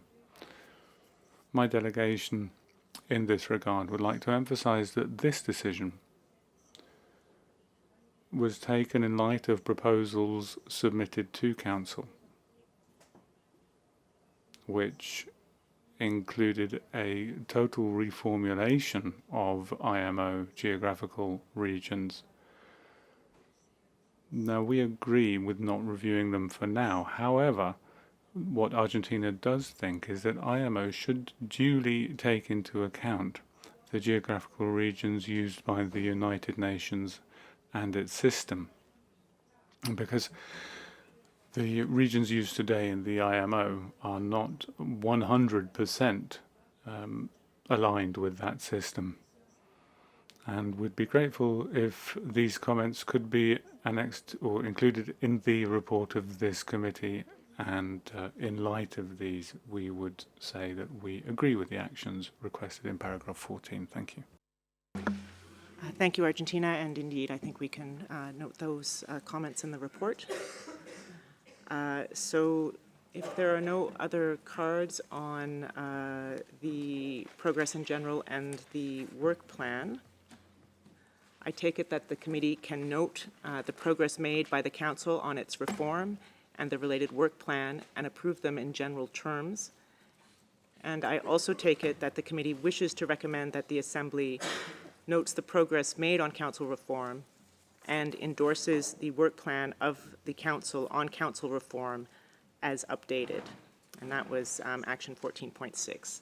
And so if there are no objections, it is so decided. And I'd like to move to my next grouping of topics, which are in paragraph 14. These are measures to enhance access to information and transparency. So here I'd like to invite the committee to note progress and the decisions taken by the Council concerning measures to enhance access to information and transparency, specifically the live streaming of IMO meetings to the public and the legal protection from unauthorized use of content on IMO docs. So I'd like to invite any general comments on those two topics.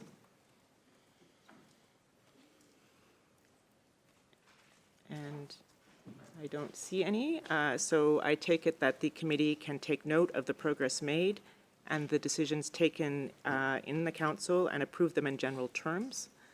I also take it that the committee wishes to recommend that the Assembly note that further information is required for the development of criteria and procedure for the selection of meetings or parts thereof that should be live streamed to the public.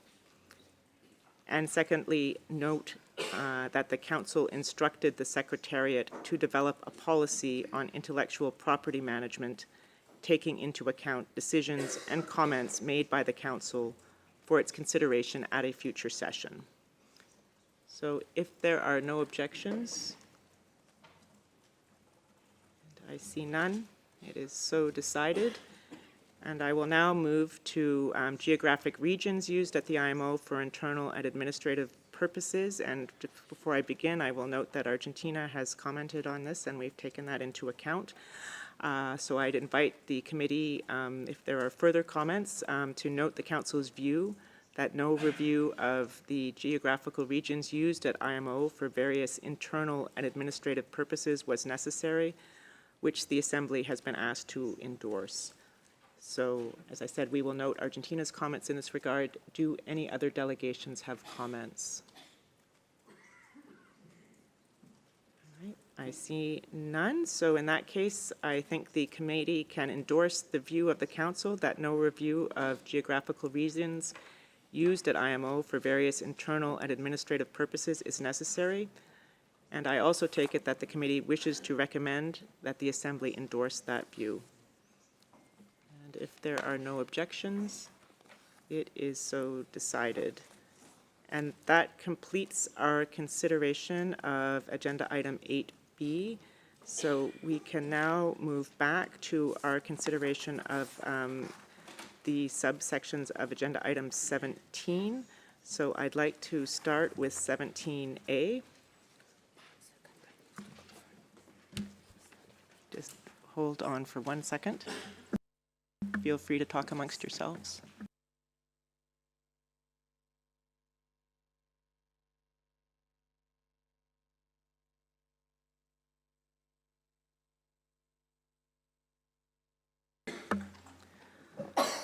All right, so agenda item 17A is on resource management and the report on the status of member states' contributions to the general fund and the working capital fund. The Council and the Assembly have recognized the critical importance for the organization of sustaining its financial good health. It is important, therefore, that this committee take stock of the organization's financial status.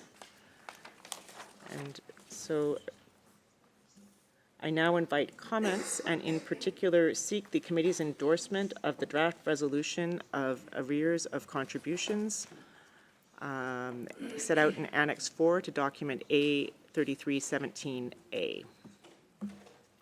So are there any comments on that resolution about arrears of contributions? Right, I see no comments. So in that case, the Council and the Secretary General are to be congratulated for the emphasis that they have put on the organization's financial affairs.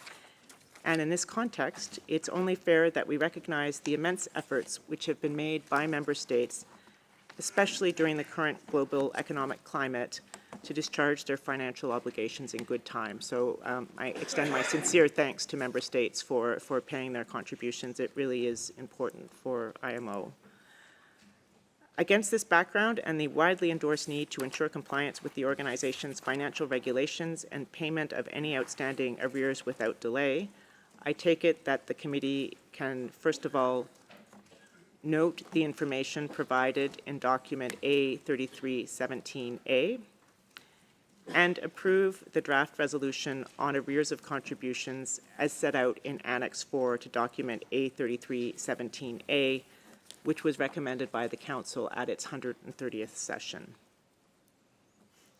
In that case, I believe that our committee wishes to recommend that the Assembly, first off, note the information provided in document A3317A, reporting on the status of member states' contributions to the General Fund and the Working Capital Fund as at 21st November 2023. Secondly, urge all member states that have not yet done so to meet in full their financial obligations to the organization at their earliest convenience. And 3, adopt the draft resolution on arrears of contributions as set out in Annex 4 to document A3317A. And if there is no objection, it is so decided. And we can now move on to agenda item 17C.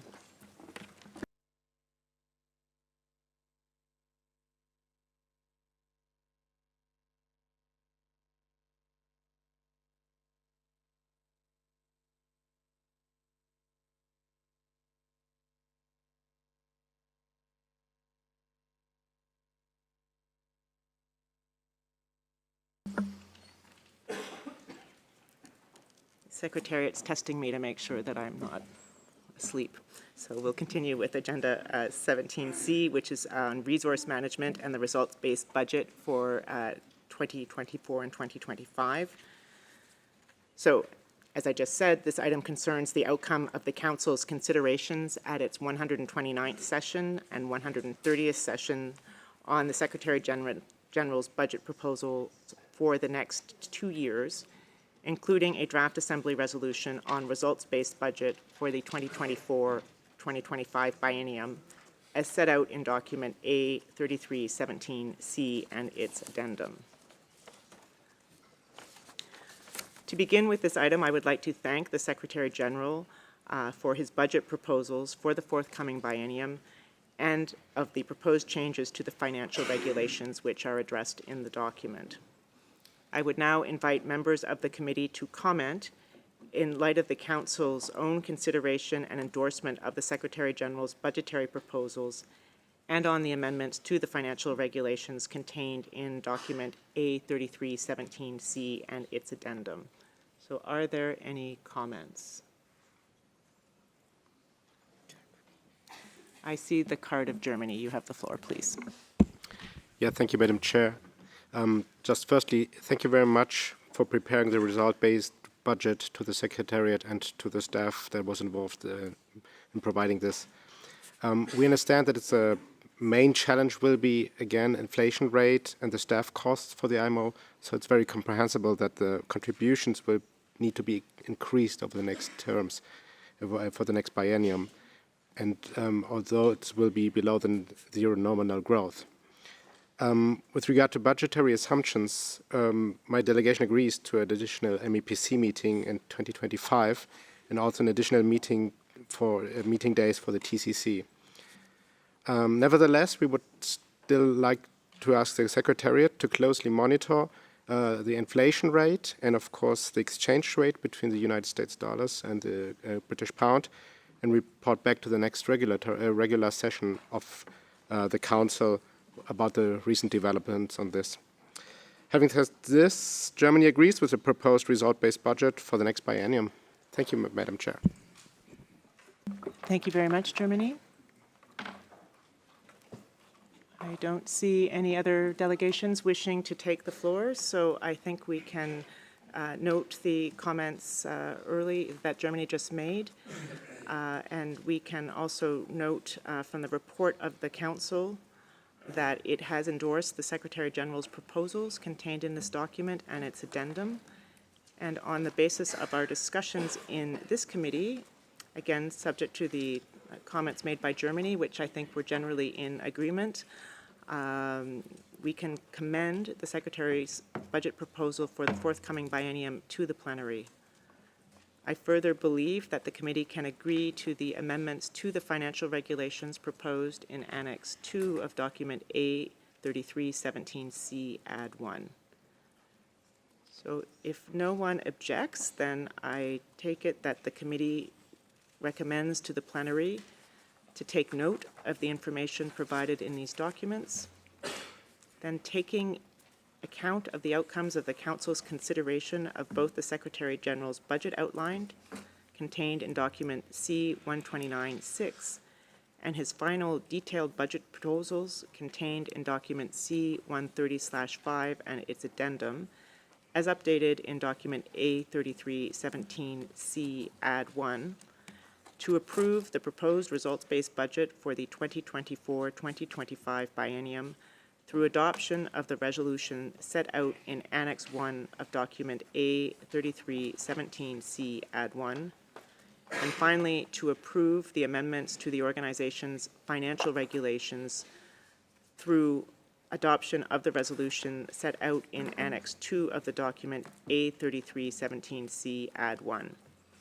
So if there is no objection, it is so decided, and we can move on to our final agenda item, which is agenda item 19, and here we are just dealing with subcomponent 19C, relations with non-governmental organizations. I'd invite your attention to document A3319C, which reports on the decisions of the Council in respect of applications for consultative status pending from the previous biennium, as well as those received since A32, and on the Council's periodic review of non-governmental organizations in consultative status with IMO. As you may recall, this document was introduced in plenary. Therefore, there is no need for further introduction, and I'd like to invite comments on it, and in particular, seek the committee's endorsement of the draft resolution attached to the document. So, are there any comments? I see none, so thank you. And in that case, I take it that the committee wishes to recommend that the Assembly approve the decisions of the Council concerning applications for consultative status with the organization, and approve the decisions of the Council concerning the periodic review of non-governmental organizations in consultative status with IMO, and finally, approve the adoption of the draft resolution attached to document A3319C. So if there are no objections, we so decide.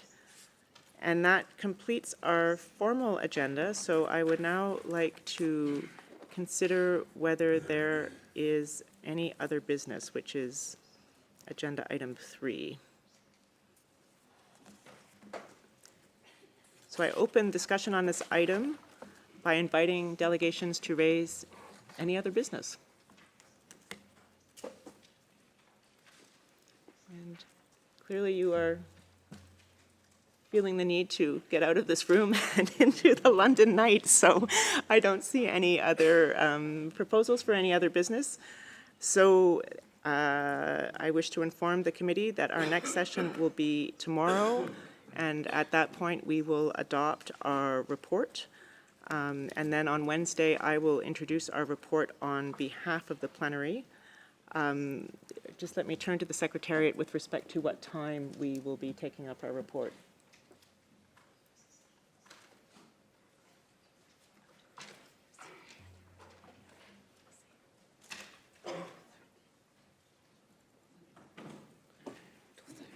All right.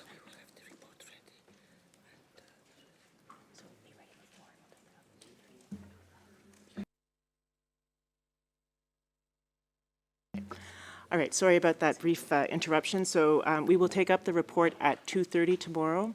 The report will be available on IMO Docs before 2:30 so that you have a chance to review it.